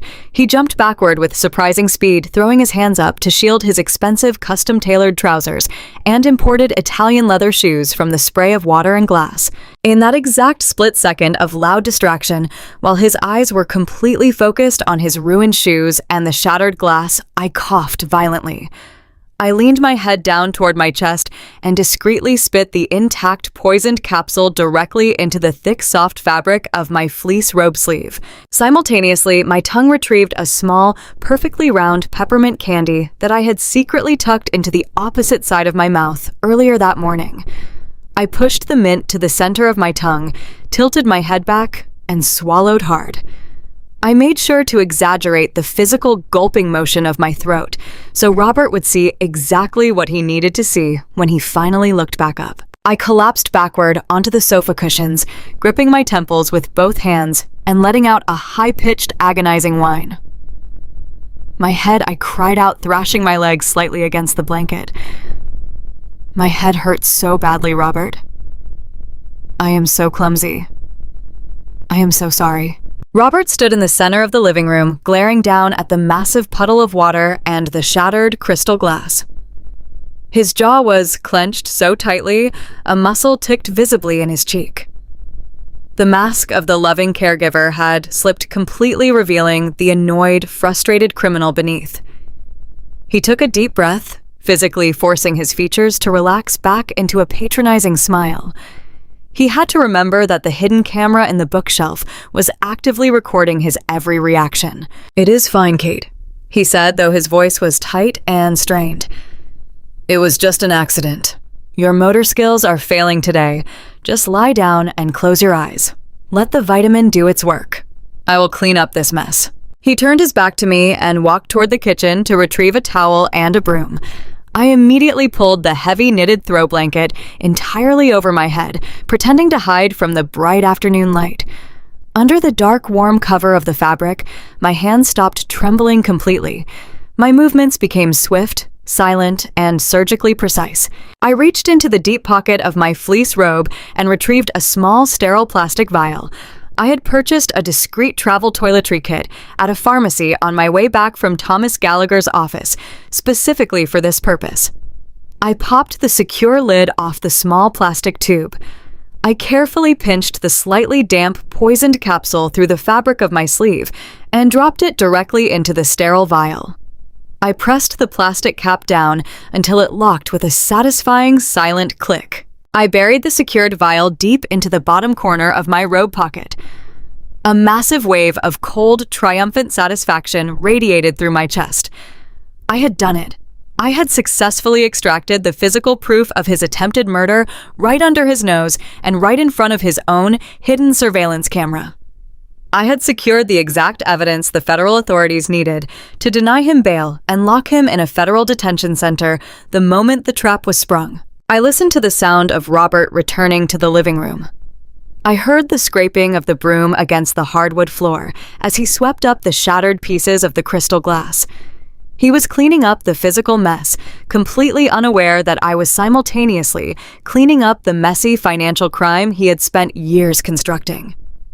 He believed the poison was currently dissolving in my stomach, dragging me further down into a chemical abyss.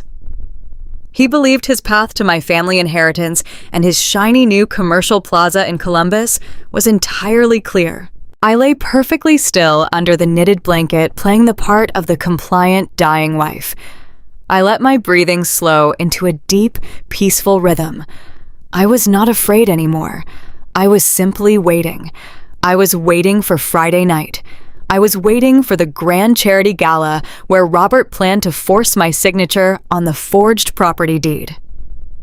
I was waiting to watch the absolute terror wash over his face when the federal agents stormed the ballroom to arrest him for wire fraud, grand larceny, and attempted murder.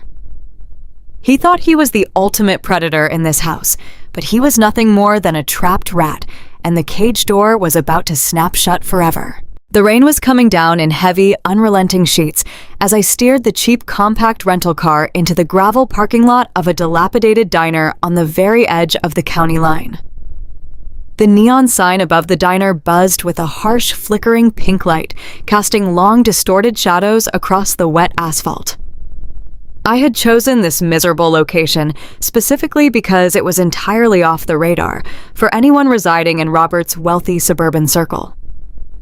It was a gritty, isolated place where weary travelers and local truckers stopped for black coffee and greasy eggs. It was a place where a high-end real estate broker and his prominent socialite friends would never be caught dead. I parked the vehicle in the darkest corner of the lot, right next to a towering, rusted dumpster. My hands were gripping the steering wheel so tightly that my knuckles ached with a dull, throbbing pain. Deep inside the right pocket of my heavy wool trench coat, My fingers traced the smooth plastic of the sterile vial. The vial contained the blue and white gelatin capsule Robert had handed me just 24 hours earlier. It contained the exact toxic muscle relaxants he was actively using to slowly murder me. Thomas Gallagher was already waiting for me. His sleek black sedan was parked discreetly behind a row of overgrown, wet pine trees. Sitting in the passenger seat next to him was a man I had never met before. As I slipped out of my rental car and walked through the freezing rain, my mind was completely focused on the monumental task at hand. I opened the back door of Thomas's sedan and slid onto the cold leather seat. The interior of the car smelled faintly of stale coffee and expensive aftershave. The man in the passenger seat turned around to face me. He had a stern, unreadable face and piercing dark eyes that missed absolutely nothing. Thomas introduced him as Special Agent Miller, an undercover investigator for the Internal Revenue Service Criminal Investigation Division. Agent Miller did not offer a warm smile or any polite pleasantries. He operated with a clinical detachment that I deeply appreciated because I was also operating entirely on cold clinical logic. He held out a clear plastic evidence bag toward the back seat. I reached into my damp coat pocket and pulled out the small, sterile vial containing the poisoned capsule. My hand was perfectly steady as I dropped the vial into the bag. The plastic sealed shut with a sharp, definitive click. That single sound felt like a massive turning point in my entire existence. I had just handed over the physical instrument of my own attempted murder to the federal government. Agent Miller placed the bag carefully into a secure metal lockbox on the floorboard of the vehicle. He looked at me with a grim expression of deep professional respect. He told me that the federal laboratory would expedite the chemical analysis. He promised me that Robert would absolutely not be granted bail once the toxicity levels were officially confirmed by the government scientists. Then Agent Miller opened a thick black binder resting on his lap. He told me that his financial response team had spent the entire weekend tracking the digital footprints I had pulled from Robert's synced device. As a former corporate auditor, I thought I understood the depth of the betrayal, but the scope of the fraud was far more extensive and deeply insidious than I had initially realized. Agent Miller laid out the brutal facts with surgical precision. Robert and his sister Brenda had not just funneled my $800,000 family inheritance into a generic corporate shell company. They had aggressively leveraged every single dollar of my stolen liquid cash to secure massive lines of corporate credit. The entity known as Horizon Developments was rapidly purchasing commercial real estate across the state. They were building a sprawling multi-million-dollar commercial plaza in the heart of downtown Columbus, featuring luxury retail spaces and high-end residential condominiums. But the most devastating piece of information was yet to come. Agent Miller slid a printed legal document across the center console toward me. It was the official corporate incorporation filing for Horizon Developments. I had already seen Brenda listed as the registered financial agent, but I had never seen the full list of primary beneficiaries. My eyes scanned the black ink on the page, and my heart turned completely to ice. Jessica, the 30-something luxury homestager who was actively sleeping with my husband, was not just receiving expensive designer handbags and imported sports cars. She was legally listed as the 90% primary beneficiary of the entire commercial plaza in Columbus. The sheer magnitude of the insult knocked the breath entirely out of my lungs. My parents had worked in the dirt, their hands bleeding and blistering, to build our family farm and save that money. I had spent my entire youth studying and working 80-hour weeks to protect and grow that inheritance. And my husband was actively poisoning me to death so he could use my money to buy a massive real estate kingdom for a woman 15 years younger than me. Jessica was going to sit in a sprawling penthouse apartment, living off the passive income generated by my stolen family legacy. She was going to be an incredibly wealthy woman while I rotted in a local suburban cemetery. The rage that erupted in my chest was so intense, it bordered on pure euphoria. The terrified victim I used to be was completely dead. I was a weapon now, and I was aimed directly at their hearts. The meeting in the diner parking lot concluded with strict federal instructions. I had to maintain my cover perfectly. I drove the rental car back to the hidden county road, walked 2 miles through the dense, damp woods, and slipped back into my pristine suburban kitchen. I resumed my posture of the failing, dying wife, just in time for Robert to arrive home from his afternoon property showings. He played the part of the devoted caregiver, cooking a healthy dinner and speaking to me in that soft, condescending tone. I nodded weakly and dragged my feet, pretending to struggle with basic motor functions, while my mind plotted his absolute destruction. Late that evening, after Robert had confidently fallen into a deep, uninterrupted sleep, I crept silently out of our master bedroom. I navigated the dark hallways and slipped back into his home office. The silver moonlight illuminated the massive mahogany desk. I unlocked his work iPad using the same passcode and immediately opened his private messaging application. I needed to know the exact status of his fraudulent commercial bridge loan. I needed to know his exact timeline. Right at the very top of his inbox was a new message string from the predatory commercial lender in Columbus. The sender was listed as a priority contact. I tapped the message and read the harsh, demanding text. Friday at 8 o'clock in the evening is the absolute hard deadline, the message read. The quitclaim deed on the ancestral farm must be physically signed and notarized by your wife. If that verified physical document is not uploaded to our secure lending portal by the deadline, we will instantly pull the $5 million commercial loan. Furthermore, we will initiate immediate legal proceedings to seize your current residential assets to cover our processing losses. Do not miss this deadline, Robert. I stared at the glowing screen, analyzing the threat with my professional auditing background. The predatory lenders were not playing games. Robert had overextended himself to a highly dangerous degree. He had gambled his entire life on the arrogant assumption that he could easily manipulate my failing mind into signing over the family farm. If he did not deliver my authentic signature by Friday night, his entire financial house of cards would violently collapse. He would lose the Columbus Plaza, he would lose our suburban home, and he would lose the lavish lifestyle he was aggressively promising his mistress.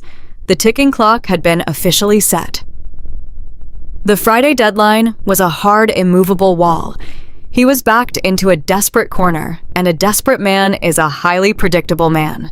I locked the iPad and retreated to my bed, wrapping the heavy comforter around my shoulders and waiting for the morning light. The very next morning, Robert was overly attentive. He brought me a cup of hot herbal tea and sat on the edge of the mattress. He stroked my hair with a sickeningly tender motion. His eyes were wide with manufactured concern, but I could see the frantic, desperate energy vibrating just beneath his polished surface. He needed my signature, and he needed a highly public excuse to force it out of me. Every time his fingers brushed against my skin, my stomach turned with a violent revulsion. It took every single ounce of my professional discipline to stop my body from physically recoiling away from him. I wanted to scream at him. I wanted to tear the smug, compassionate mask right off his face and tell him I knew everything.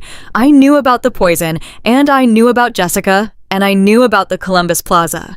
But I swallowed the bitter taste of my own anger and maintained my flawless performance. I let my hands shake as I reached for the hot herbal tea. I purposely spilled a few drops of the warm liquid onto my nightgown to complete the tragic picture of my failing motor skills. "Kate, sweetheart." He began, his voice dripping with fake sympathy. "I know how exhausted and confused you have been feeling lately. I know you prefer to stay resting in bed. But this Friday night is my real estate firm's annual charity gala at the country club. It is the most important community event of the entire year. The parish elders will be there, the mayor will be there, and all of our friends will be in attendance." He sighed heavily, playing the part of the long-suffering martyr to absolute perfection. "I really need you to come with me, Kate, just for an hour or two. I need the community to see that I am taking wonderful care of you. I need them to see that we are still a strong, devoted team, despite your tragic medical decline. It would mean the absolute world to me if you could just gather your strength and attend the gala by my side." I looked deeply into his eyes, projecting a glassy, vacant stare. I gave him a slow, submissive nod, letting my head loll slightly against the pillows. He smiled warmly and kissed my forehead, completely convinced that he had successfully manipulated his broken wife. But beneath my blank expression, my mind was razor sharp. I knew exactly why he desperately needed me at that charity gala. He was not trying to show the community he was a devoted husband.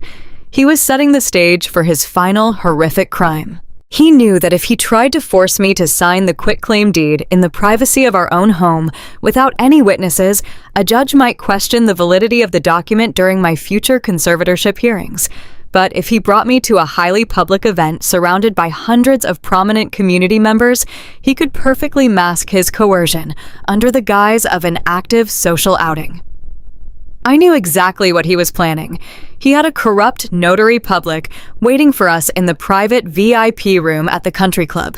He was going to heavily drug me, drag me into that quiet back room away from the prying eyes of the crowd, and physically force a pen into my trembling hand.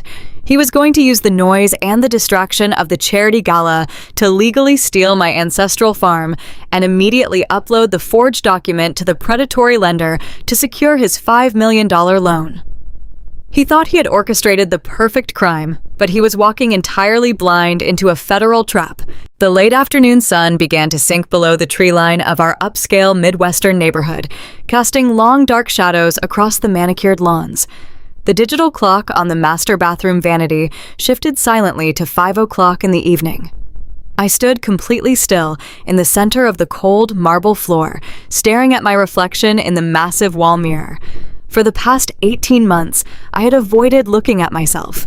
Robert had trained me to hate the woman in the glass.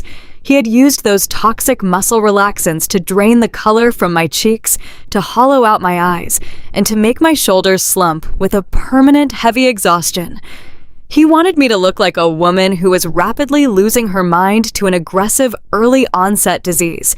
He wanted me to look like a tragic victim who desperately needed to be locked away in a medical facility. But this evening, the woman staring back at me was not a victim. My mind was entirely clear. I had successfully swapped his poisoned capsule for a harmless peppermint candy that morning, perfectly replicating my usual sluggish routine while my central nervous system finally flushed out the remaining toxins. The heavy, suffocating brain fog that had kept me a prisoner in my own home was completely gone. In its place was a cold, razor-sharp clarity. I was a senior forensic auditor, preparing for the most important investigation of my entire life. I was not getting ready for a simple suburban charity gala.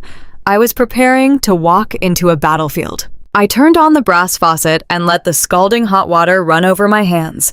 I washed my face, scrubbing away the pale, sickly pallor I had been forced to maintain. I dried my skin with a thick cotton towel and reached into the bottom drawer of my vanity. I pulled out my makeup bag. For a year and a half, I had not touched a single cosmetic product. Robert had insisted that I was far too confused and uncoordinated to handle a mascara wand or a lipstick tube. Tonight, I was taking everything back. I applied a flawless layer of foundation, hiding the dark circles under my eyes. I brushed a warm, rosy blush onto my cheekbones, bringing life and vitality back to my face. Finally, I reached for a dark crimson lipstick. I applied it carefully, outlining my lips with a precise and steady hand. The deep red color was a stark and violent contrast to the frail, dying wife Robert thought he had created. It was the color of absolute power. It was my war paint. I walked out of the bright bathroom and stepped into my expansive walk-in closet. I pushed past the dreary, oversized fleece robes and the dull gray sweaters Robert had purchased for me.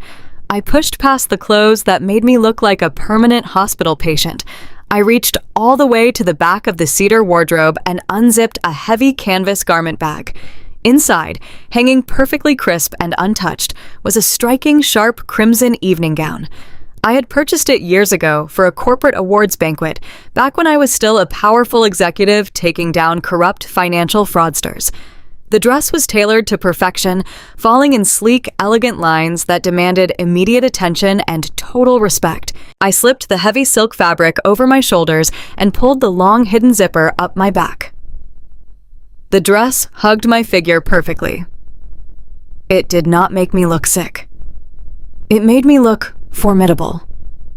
I smoothed the crimson silk down my waist and let out a long, slow breath. I was putting on my armor. I was securing my mental and physical defenses against the man who planned to strip away my entire family legacy. As I stood in the quiet closet, my mind raced back to the secret meeting in the diner parking lot earlier that afternoon. I thought about Thomas Gallagher and the undercover agent from the Internal Revenue Service Criminal Investigation Division. I thought about the sterile plastic vial containing the exact poisoned capsule Robert had tried to feed me, which was currently sitting in a federal laboratory, being analyzed for highly illegal toxins. And I thought about the encrypted text message I had received on a hidden burner phone just 30 minutes ago.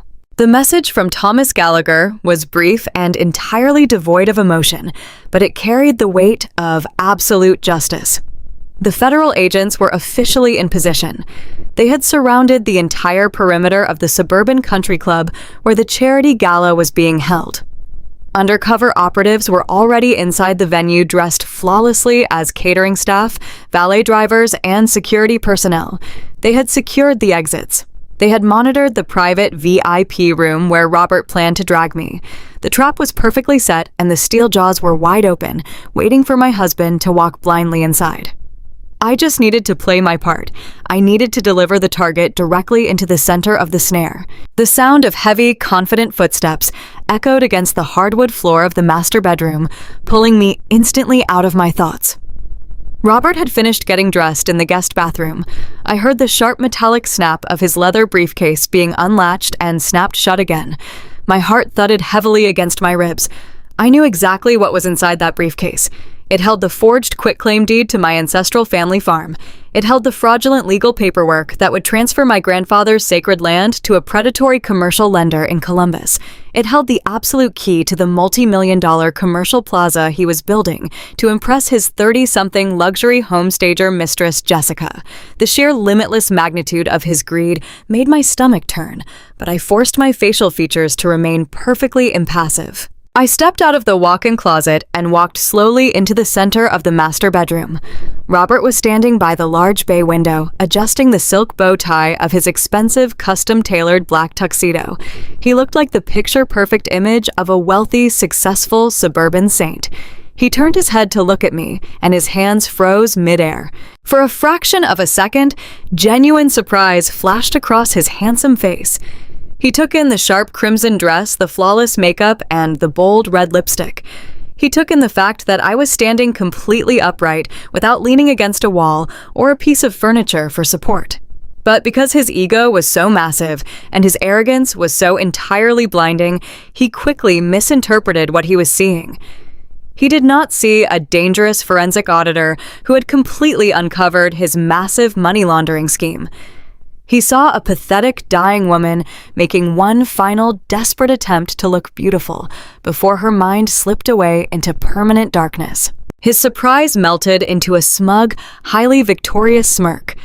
The glint in his dark eyes was deeply sickening. He truly believed he had completely broken my spirit. He believed my compliance meant I had finally surrendered to the heavy chemical fog in my brain. He believed he was hours away from legally stealing my entire inheritance and walking away an incredibly wealthy man. "Kate, sweetheart, you look absolutely beautiful tonight," he murmured, his voice, utilizing that exact deep, reassuring baritone register he used to manipulate wealthy clients and sympathetic church elders. He walked slowly across the bedroom, closing the distance between us. The heavy, suffocating scent of his sandalwood cologne washed over my face, making my throat burn with suppressed anger. He reached out and placed his large, warm hands firmly on my bare shoulders. I had to summon every single ounce of my professional willpower to stop myself from slapping his hands away from my body.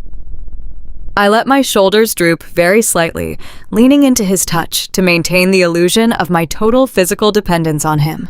"I am just so tired, Robert," I whispered, forcing my voice to sound raspy and incredibly weak. I let a vacant, confused look wash over my carefully painted face. I do not know if I have the strength to be around all those people tonight. The noise and the lights always make my brain feel so chaotic and heavy. Robert tightened his grip on my shoulders, rubbing his thumbs soothingly against my collarbone. His touch was a physical manifestation of pure evil. "I know it is difficult, my love," he cooed, staring down at me with a perfectly crafted expression of tragic sympathy. "But it is so important that we make an appearance tonight. The parish elders and the mayor are expecting us. We have to show the entire community that we are a united front, even in the face of your terrible medical decline. It will only be for an hour or two. I promise I will stay right by your side the entire time." He released my left shoulder and turned slightly to pat the thick leather briefcase sitting heavily on the edge of our neatly made king-sized bed. The metal clasps gleamed under the soft bedroom lighting. "Besides, I have some very important business documents we need to take care of tonight," he said, keeping his tone incredibly light and casual, as if he were discussing a grocery list instead of a $5 million felony wire fraud. "It is just some boring real estate paperwork for the brokerage, but the notary public will be at the gala. We can slip into the private VIP room for 5 minutes, sign the forms, and then we can bring you straight back home to rest your beautiful mind." He turned back to look at me, completely confident in his absolute control over my reality. "You are doing the right thing, Kate. You are being so incredibly brave. Tonight we secure our future." I stared up at him, letting his poisonous words echo through the quiet master bedroom. "We secure our future." He meant he was securing his future with Jessica in a luxury penthouse in Columbus, paid for entirely by the blood and sweat of my hardworking parents.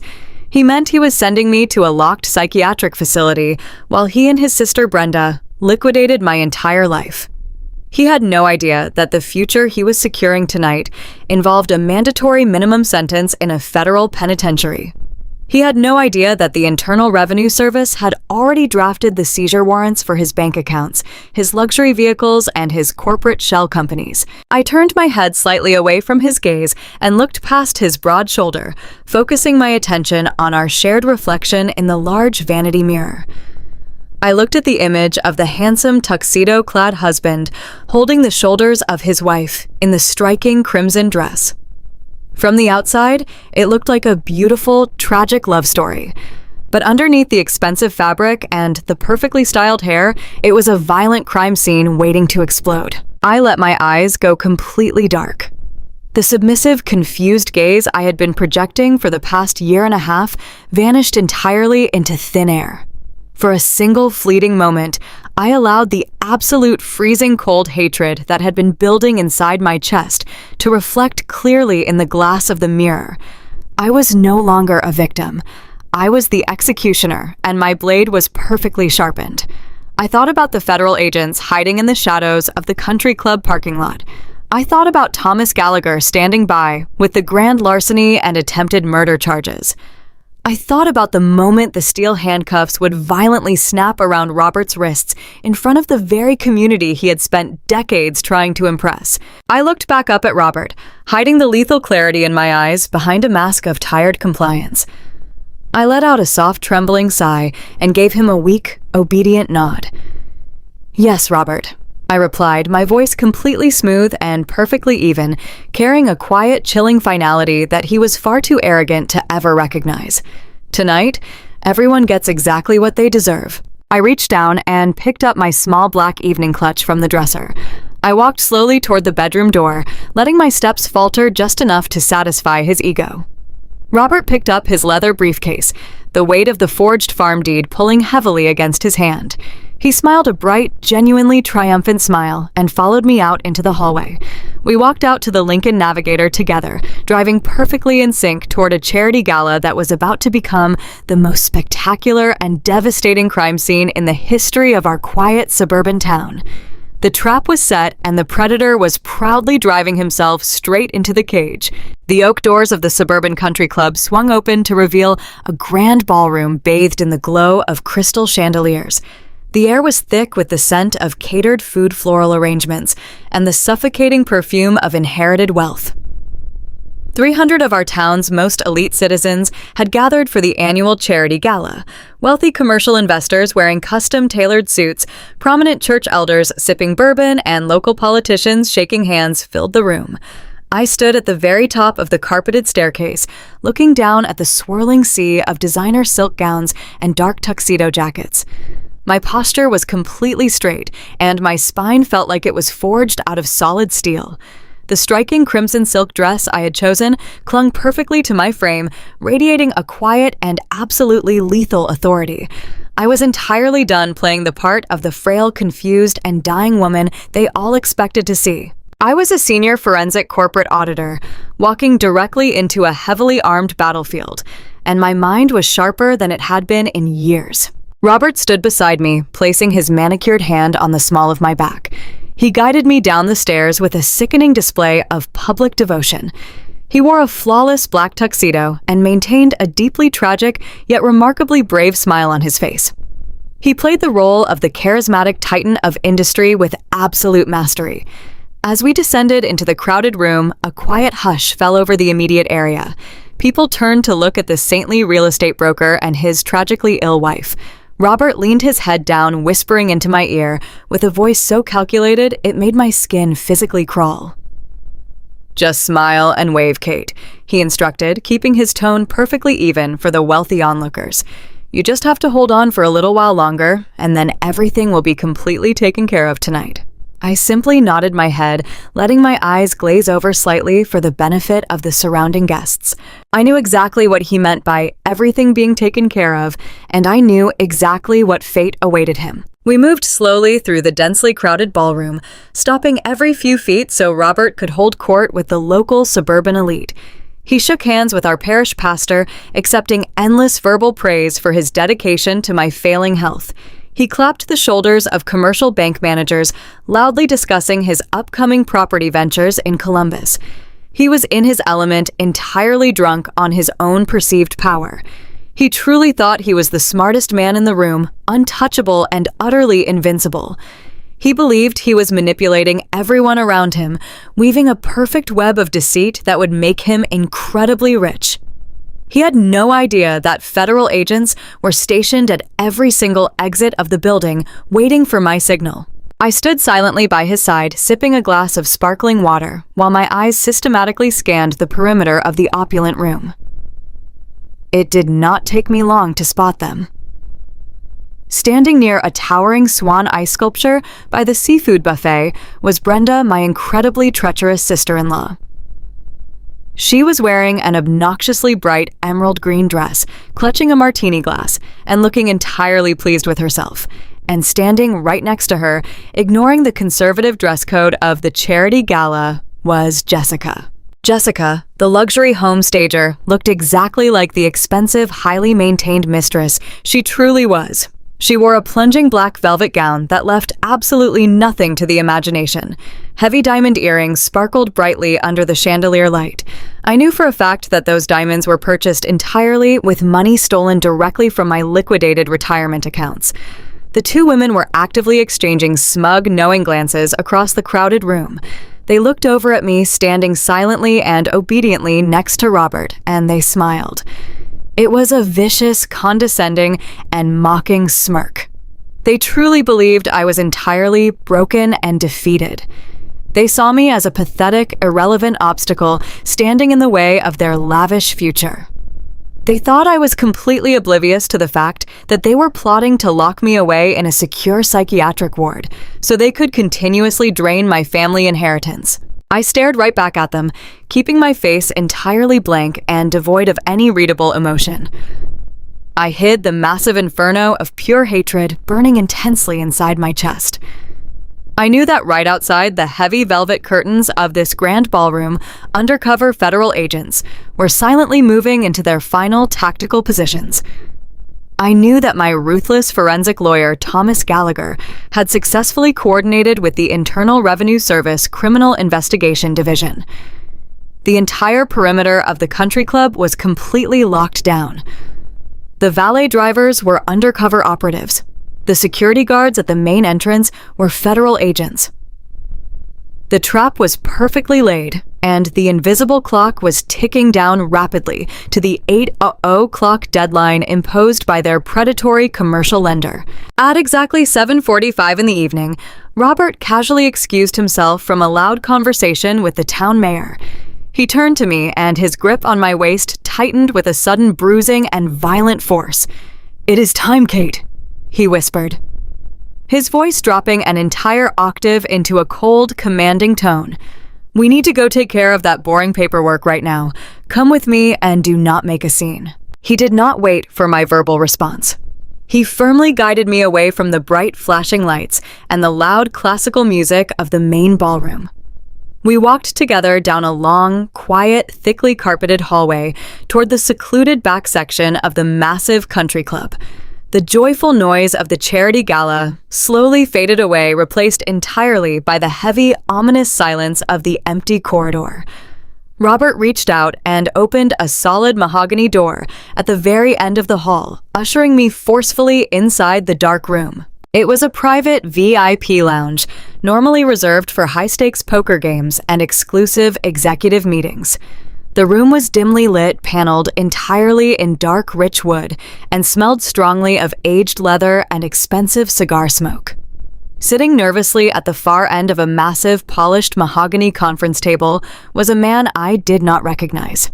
He wore a cheap, wrinkled gray suit and maintained a heavily sweating, fearful expression. He had a heavy brass notary stamp sitting directly in front of his folded hands. This was the corrupt notary public Robert had illegally secured to facilitate his ultimate financial crime. The man deliberately refused to meet my eyes, staring intently down at the polished wooden table. Robert walked confidently over to the table, placing his expensive leather briefcase directly onto the wood. He snapped the metallic brass locks open and pulled out a thick, heavy stack of legal documents. He laid them out meticulously, ensuring the final page was perfectly aligned right in front of the empty leather executive chair where I was supposed to sit. I recognized the official document immediately. It was the fraudulent quitclaim deed to my ancestral family farm. It was the beautiful land my grandfather had cleared with his own bare hands during the Great Depression. It was the sprawling property my parents had sworn to protect and keep in our family bloodline forever. It was the absolute last physical asset I legally possessed, and it was the final key Robert needed to secure his massive fraudulent commercial bridge loan in Columbus. Robert pulled out the heavy leather chair and gestured aggressively for me to sit down. He commanded me like a disobedient child. I walked forward, allowing my steps to remain slow and deliberate. I played the part of the compliant, heavily medicated wife until the very last possible second. I sat down at the mahogany table, looking down at the stark black ink on the pristine white paper. The highly technical legal jargon boldly transferred total ownership of my family legacy directly into the Horizon Development's shell company. Brenda suddenly slipped into the private VIP lounge, closing and firmly locking the heavy wooden door behind her. She walked quickly over to Robert, holding a portable electronic document scanner tightly in her hand. "The commercial lender in Columbus is waiting for the upload, Robert," she said, her voice completely tight with frantic, greedy anticipation. "We have exactly 10 minutes before the 8:00 clock deadline hits. If we do not submit this signed file immediately, they are going to permanently pull the $5 million construction loan and initiate the total asset seizure protocols on all our properties." Robert grabbed a heavy gold-plated pen from his tuxedo breast pocket and slapped it down onto the table right next to my resting hand. "Sign it, Kate," he demanded, stripping away the very last ounce of his saintly, supportive husband disguise. He leaned over me, his massive physical frame casting a dark, suffocating shadow across the entire table.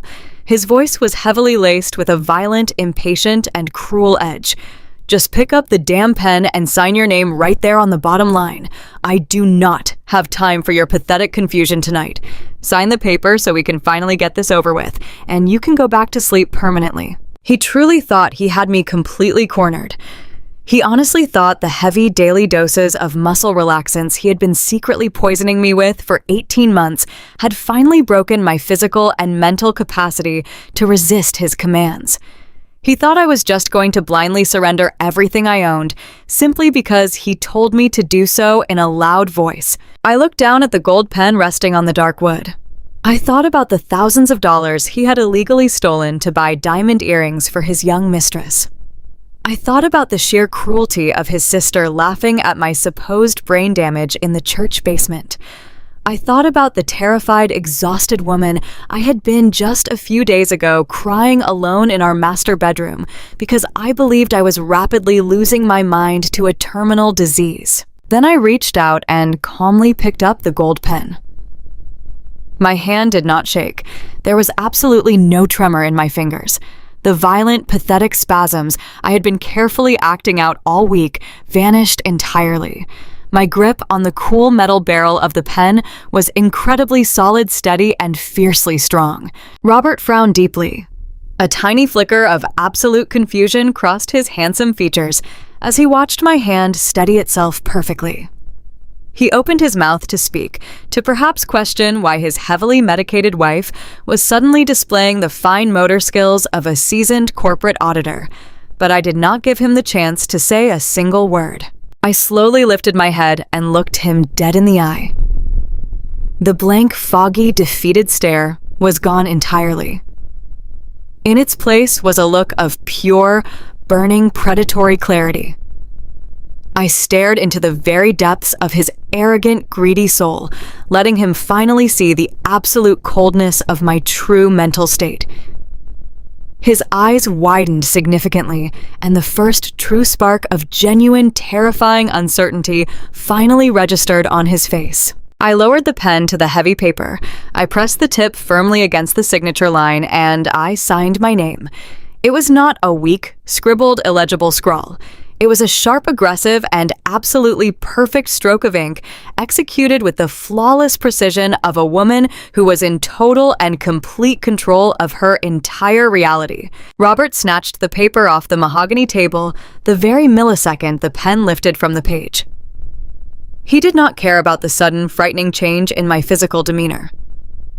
His overpowering, insatiable greed completely blinded him to the massive red flags waving directly in his face.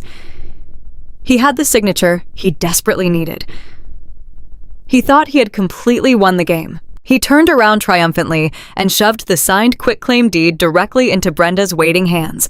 "Scan it right now," he ordered, his voice shaking with pure, unadulterated elation.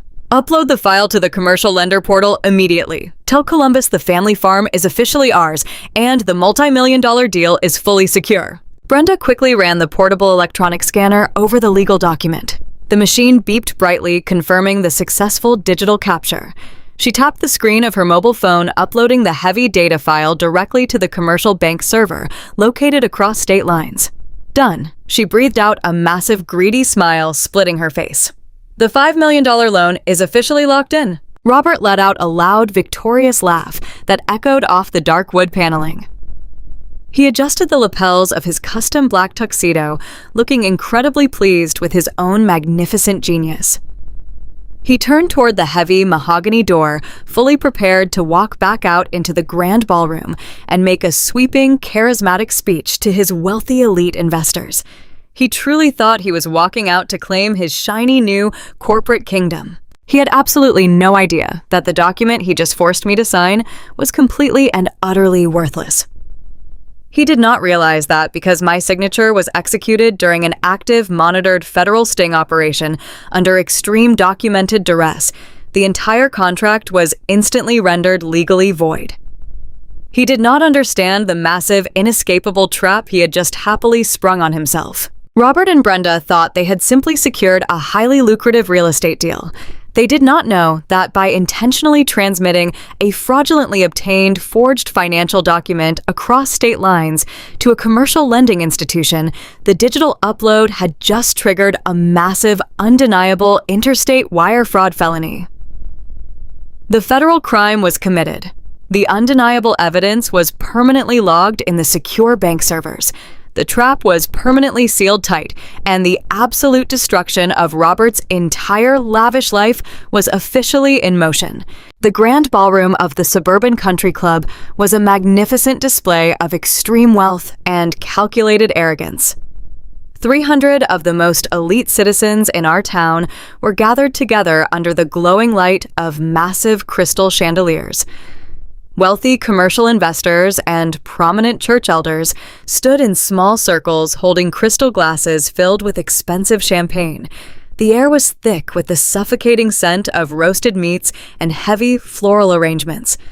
Robert confidently pushed open the heavy mahogany door of the private VIP lounge and stepped out into the crowded hallway, leaving me sitting alone at the table quietly. He had just handed the freshly signed quitclaim deed to his sister Brenda, believing he had finally secured his $5 million commercial loan. He adjusted the lapels of his custom black tuxedo and smoothed back his dark hair, preparing to make his grand entrance. He walked down the corridor with the swagger of an invincible king, entirely unaware that his entire empire was currently built on top of a highly explosive federal trap. He moved through the dense crowd with a sickening ease, flashing his signature brilliant smile at every single person he passed on his confident way today. He patted the shoulders of local politicians and shook the hands of powerful bank managers, playing the role of the charismatic titan of industry with absolute mastery. Everyone wanted to be near him, drawn to his manufactured charm and his endless promises of suburban prosperity. He slowly made his way toward the front of the grand ballroom, where a massive, elevated wooden stage had been constructed for the evening presentations. A sleek podium stood in the exact center of the stage, bathed in a warm spotlight. Robert climbed the small set of carpeted stairs, taking his position perfectly and smoothly. He looked out over the sea of adoring faces. He raised his hands, asking for silence, and the room immediately quieted down, showing their profound respect for the golden boy of their wealthy community. Sitting near the very front row at a premium reserved table was Brenda, wearing her obnoxious emerald green dress and clutching a fresh martini. She was beaming with a ferocious, greedy pride, knowing that she had just uploaded the fraudulent property deed to the commercial lender. Sitting directly across the large circular table from her was Jessica, the luxury home stager, and Robert's secret mistress today. Jessica was wearing a deeply plunging black velvet gown that openly defied the conservative dress code of the charity gala. The diamond earrings that Robert had purchased for her using my stolen retirement funds sparkled brightly as she tilted her head back and laughed. Brenda and Jessica exchanged smug, knowing glances across the white linen tablecloth. They were silently celebrating their monumental victory, completely convinced that they had successfully outsmarted a dying woman and secured a lifetime of limitless luxury. Robert reached out and firmly grasped the silver microphone resting on the wooden podium to begin his address right now. He cleared his throat, sending a deep, resonant baritone sound echoing through the state of the art speaker system. He began to deliver his keynote address, focusing his entire speech on the foundational concepts of family, community, and unwavering trust. He spoke passionately about the importance of protecting the people we love and building a legacy that future generations could inherit and cherish. The sheer profound hypocrisy of his words was enough to make my blood boil, but the crowd was absolutely mesmerized by his smooth delivery. The wealthy investors and the church elders nodded their heads in solemn agreement. They saw a devoted husband who was bravely continuing his charitable work, while his wife allegedly suffered from a tragic terminal cognitive decline. They erupted into spontaneous applause, clapping their hands together to validate his sickening performance. While Robert was bathing in the warm glow of public adoration, I slowly stood up from the heavy leather chair inside the private VIP lounge. The corrupt notary public had already slipped out the back door, clutching his illegal payment for the fake signature. I was completely alone in the dark paneled room, smoothing the striking crimson silk of my lovely evening gown. I ensured that my armor was perfectly positioned before moving forward. I picked up my small black clutch and walked purposefully out of the room, leaving the heavy mahogany door wide open behind me. I did not stumble, and I did not drag my feet. My posture was completely straight, and my spine felt like solid steel. I walked down the carpeted hallway and slipped quietly into the very back of the grand ballroom, keeping my movements smooth and invisible to the captivated crowd. My eyes completely ignored the bright stage and locked directly onto a small, elevated wooden platform. The platform was located in the darkest rear corner of the room. It was the central audio-visual control booth, responsible for managing the microphones, the background music, and the massive presentation screens. A single young technician was sitting behind the wide mixing console, wearing large headphones and paying absolutely no attention to his immediate surroundings. I moved toward the booth with the silent, predatory grace of a highly trained corporate auditor. I stepped up onto the small platform and stood directly behind the young, distracted audio technician. My hand reached into the hidden inner pocket of my black evening clutch. My fingers wrapped around a small, silver external storage drive. Thomas Gallagher and the federal agents had provided me with this specific drive during our meeting in the diner parking lot. It was preloaded with a self-executing program designed to completely override the country club presentation system. I leaned forward slightly and smoothly inserted the silver drive directly into the primary input port of the central mixing console. The reaction was completely instantaneous, taking over the entire ballroom sound system without a single moment of delay. The soft, sophisticated jazz music suddenly cut out with a violent electronic crackle. A harsh, deafening burst of static filled the entire grand ballroom, drowning out the polite applause of the wealthy crowd. The sudden jarring noise made 300 people physically jump in their seats and turn their heads in utter confusion. Up on the elevated stage, Robert abruptly stopped his passionate speech about family values. He tapped the silver microphone a few times, assuming it was a simple technical malfunction. He forced a charming, apologetic smile for everyone. He looked toward the back of the room, expecting the young technician to quickly resolve the issue, but he saw nothing there initially. He did not see me standing in the deep shadows behind the console, bathed in the striking crimson silk of my dress.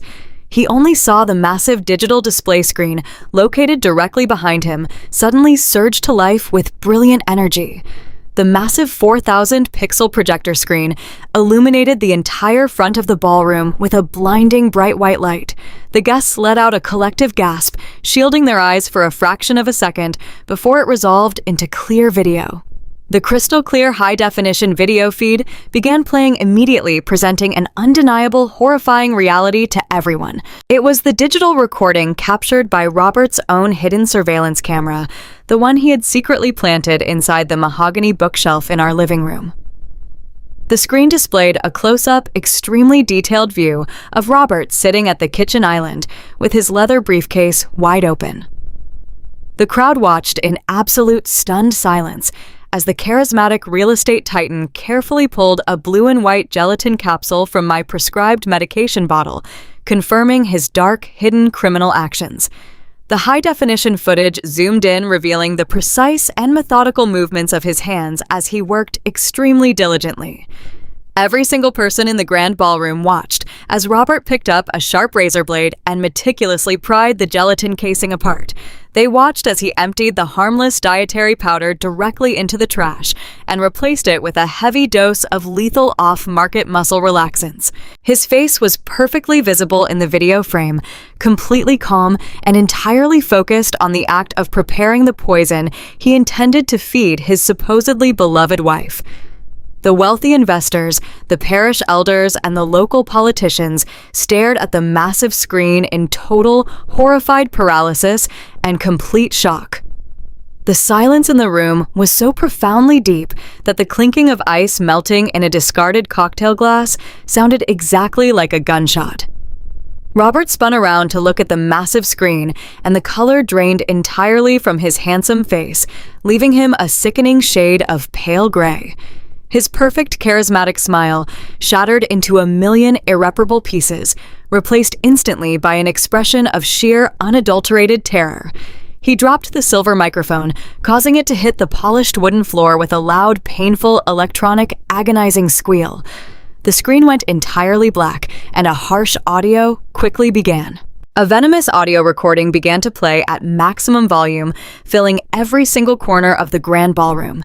It was the undeniable sound of Brenda speaking from the church fellowship hall, bragging openly about her cruel and massive financial crimes. Brenda's voice echoed through the room, laced with an arrogant, toxic glee, explaining how she managed to forge the maintenance invoices and drain $800,000. From her private trust account, the audio recording blasted for everyone to easily hear. She is totally losing her mind, and she has absolutely no idea that I am secretly using her inheritance. I'm using her money to fund the commercial plaza in Columbus, while she rots in a medical facility. The crowd erupted into a chaotic wave of shocked screams and outraged gasps. People began pointing directly at Brenda, who was sitting frozen in her chair, her face a mask of absolute panicked horror. The emerald green dress suddenly looked like a prison uniform as the elite members of her social circle backed away from her table rapidly. They were treating her exactly like a highly contagious disease. The audio recording cut off, and the massive projector screen instantly transitioned rapidly. Huge red graphics illuminated the screen, displaying the exact routing numbers and digital wire transfer logs, proving the massive corporate embezzlement. The presentation explicitly showed how my stolen money was aggressively funneled through the Horizon Development's shell company. And then the final devastating slide appeared on the screen, flashing in bright, undeniable letters. It showed the official corporate beneficiary listing for the multi-million-dollar commercial plaza. The name Jessica was highlighted in bold crimson font, legally identifying the young luxury home stager as the primary owner of the entire fraudulent empire structure, completely ruining her manufactured perfect wealthy reputation. The large room devolved into absolute deafening pandemonium. Hundreds of guests began shouting, entirely outraged by the blatant display of grand larceny and attempted murder unfolding right before their eyes. Women screamed and dropped their expensive champagne glasses, sending shattered crystal and spilled liquor across the white tablecloths. Camera flashes began exploding from mobile phones as people frantically documented the total collapse of the town golden boy. Jessica tried to stand up and completely run away. The dense crowd of angry, confused investors blocked her path, entirely trapping her. She covered her face with her trembling hands, weeping very hysterically. Robert stood frozen in the very center of the elevated stage helplessly. His eyes darted frantically across the furious sea of faces searching desperately for an escape route. He took a staggering step backward, looking toward the side exits. The heavy, solid oak doors at the main entrance of the grand ballroom were suddenly and violently kicked open. A large, heavily armed tactical team of federal agents from the Internal Revenue Service and state police officers stormed in. They rushed the stage, grabbing Robert and slamming him onto the polished floor. Handcuffs clicked loudly around his wrists, instantly completing justice. 3 months had passed since the spectacular and highly public collapse of my former husband's fraudulent empire on the polished floor of the suburban country club ballroom. The heavy, solid oak doors of the federal courthouse swung shut behind me, loudly sealing us inside a massive room built entirely for absolute and uncompromising justice.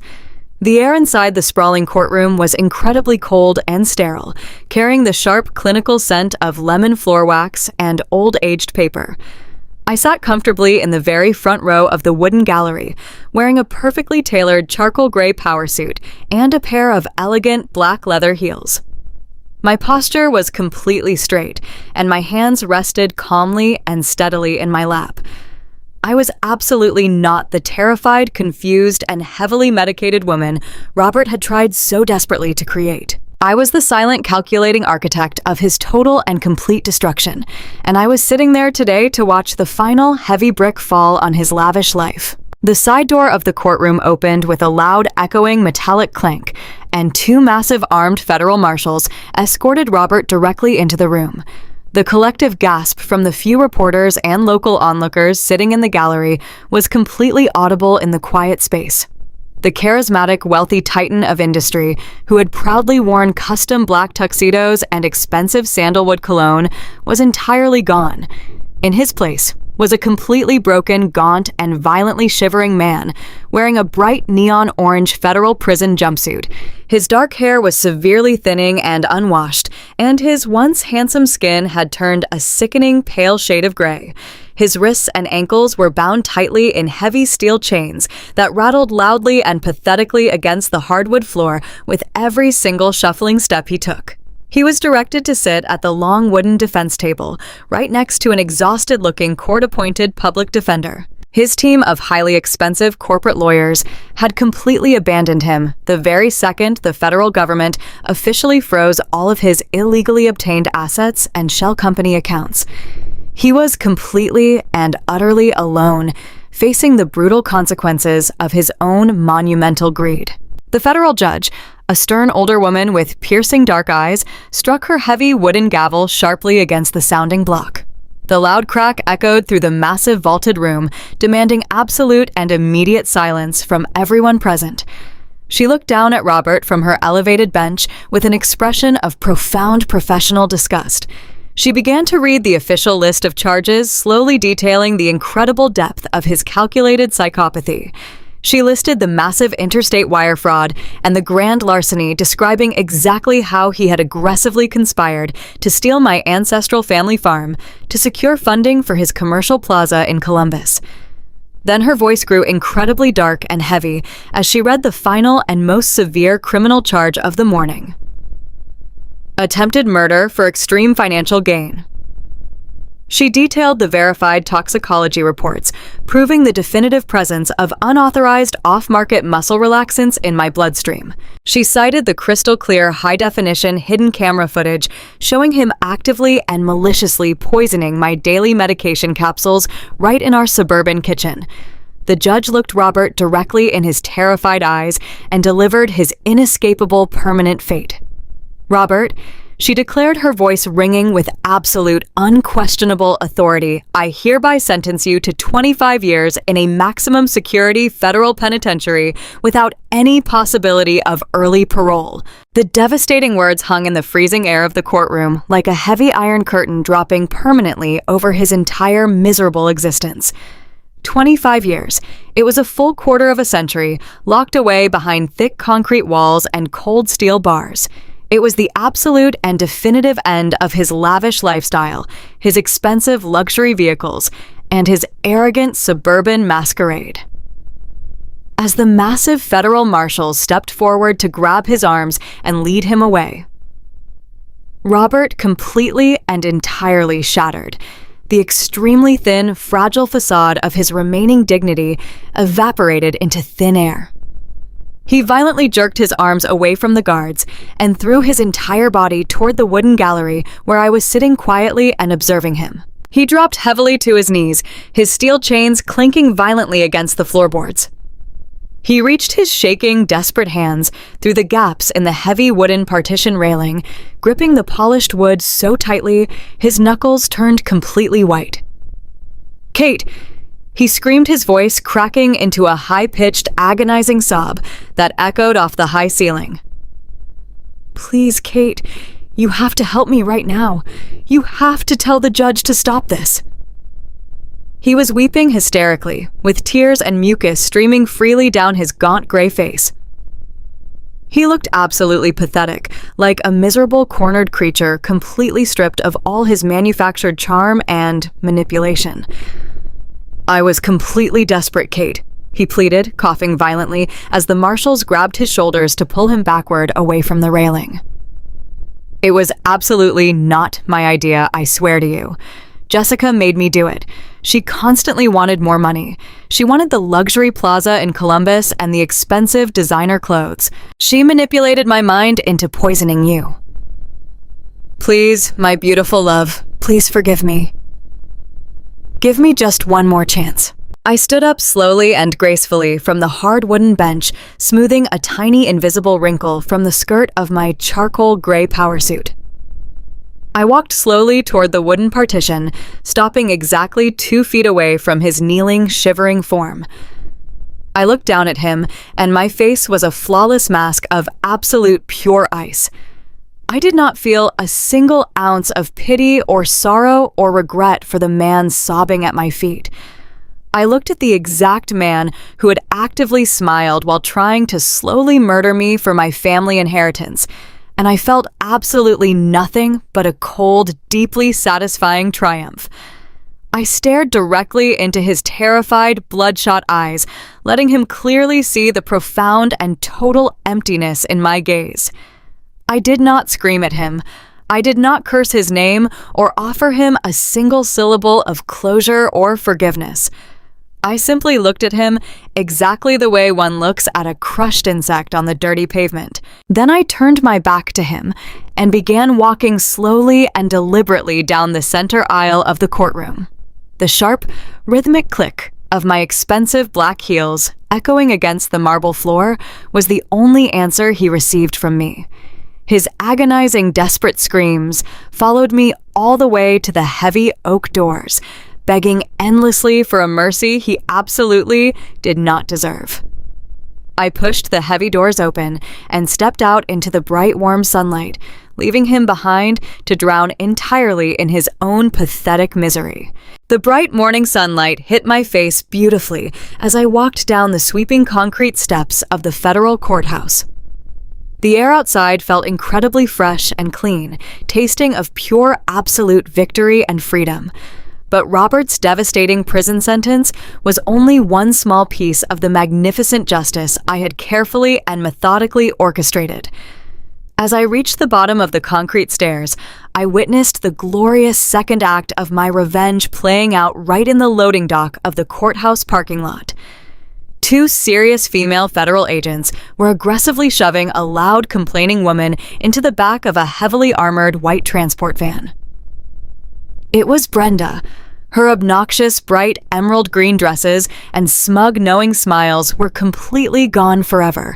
She was wearing a standard-issue beige federal holding facility uniform, and her hair was a tangled, greasy, unwashed mess.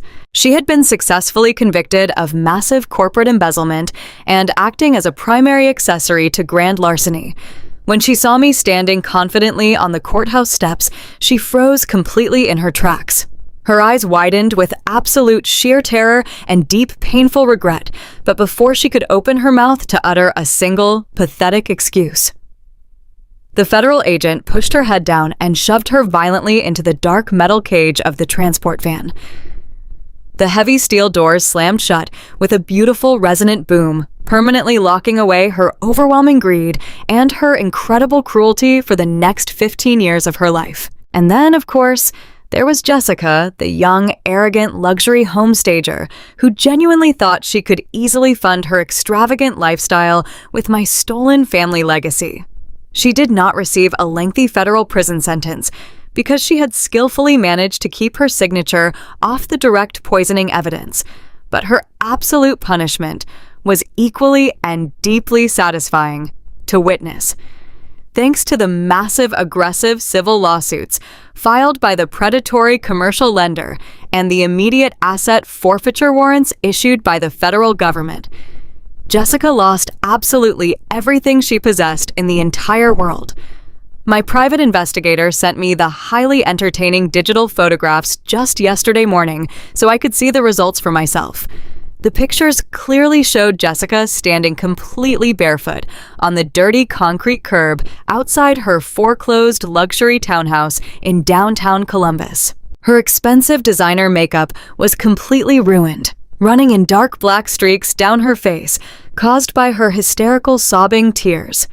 State agents were actively carrying armfuls of her expensive designer handbags, her custom diamond jewelry boxes, and her imported velvet furniture directly out the front door and loading them into a massive, dirty repossession truck. Her entire bank account was completely frozen and entirely drained to pay mandatory restitution for the massive commercial fraud she helped inspire. She was left standing alone on the street with absolutely nothing but the cheap clothes on her back, screaming loudly in high-pitched hysterics as her entire fabricated wealthy reality was forcefully and publicly repossessed by the state. The entire network of greed, manipulation, and betrayal had been completely dismantled and eradicated entirely by the very woman they all thought was far too brain damaged to notice their crimes. Exactly 1 full year has passed since that glorious defining day in federal court. The toxic, heavy gray clouds of my past have completely disappeared, leaving behind a sky of brilliant, endless, vibrant blue. I am currently standing on the sweeping wraparound wooden porch of my fully restored ancestral farmhouse. The late afternoon sun is casting a warm, beautiful golden glow across the sprawling green agricultural acres that my grandfather cleared with his own bare hands decades ago. The property is entirely mine-safe and completely protected from any predatory lenders or greedy manipulative hands. I take a deep, long breath, pulling the clean, sweet scent of blooming wildflowers and fresh, damp earth deep into my lungs. My body is incredibly healthy and incredibly strong once again. The dark, heavy circles under my eyes are permanently gone, and my skin is glowing with absolute radiant vitality. The weak, compliant, and dying woman Robert tried to manufacture never truly existed, and the fierce corporate forensic auditor who took her place has finally found her ultimate lasting peace. I am no longer auditing corrupt corporate ledgers for other massive companies. I am now the proud and sole owner of a highly successful private financial consulting firm operating directly out of a beautifully renovated barn office on the very edge of my sprawling farm. I spend my days aggressively protecting the hard-earned assets of innocent people, ensuring that no one else ever falls victim to the kind of monstrous financial manipulation I endured. As I watch the bright sun begin to dip gently below the tree line, painting the expansive sky in breathtaking shades of violent crimson and soft gold, I feel a profound and unshakable sense of true freedom. I survived the darkest, deepest betrayal a woman could ever face, and I did not just crawl out of the ashes. I built a magnificent, powerful new empire right on top of them. Women can easily sacrifice their valuable time, their endless energy, and their profound love for the sake of their families, but we should never, ever be foolish. We must never allow anyone to mistake our quiet, patient devotion for weakness. Because when they push us into a dark corner and threaten the very legacy we have sworn to protect, we will show them our true devastating strength. We will use our intelligent minds, our sharp intellect, and the cold, hard law to completely destroy the monsters hiding in our own homes. Karma never misses an address, and the greedy will always be left with absolutely nothing, while the strong rise to claim the beautiful, peaceful lives they truly deserve. If you feel entirely satisfied with this triumphant ending, please give me a like and subscribe to the channel to support more stories like this one. What time is it where you are watching this video right now, and where are you from? Let me know your thoughts in the comments below.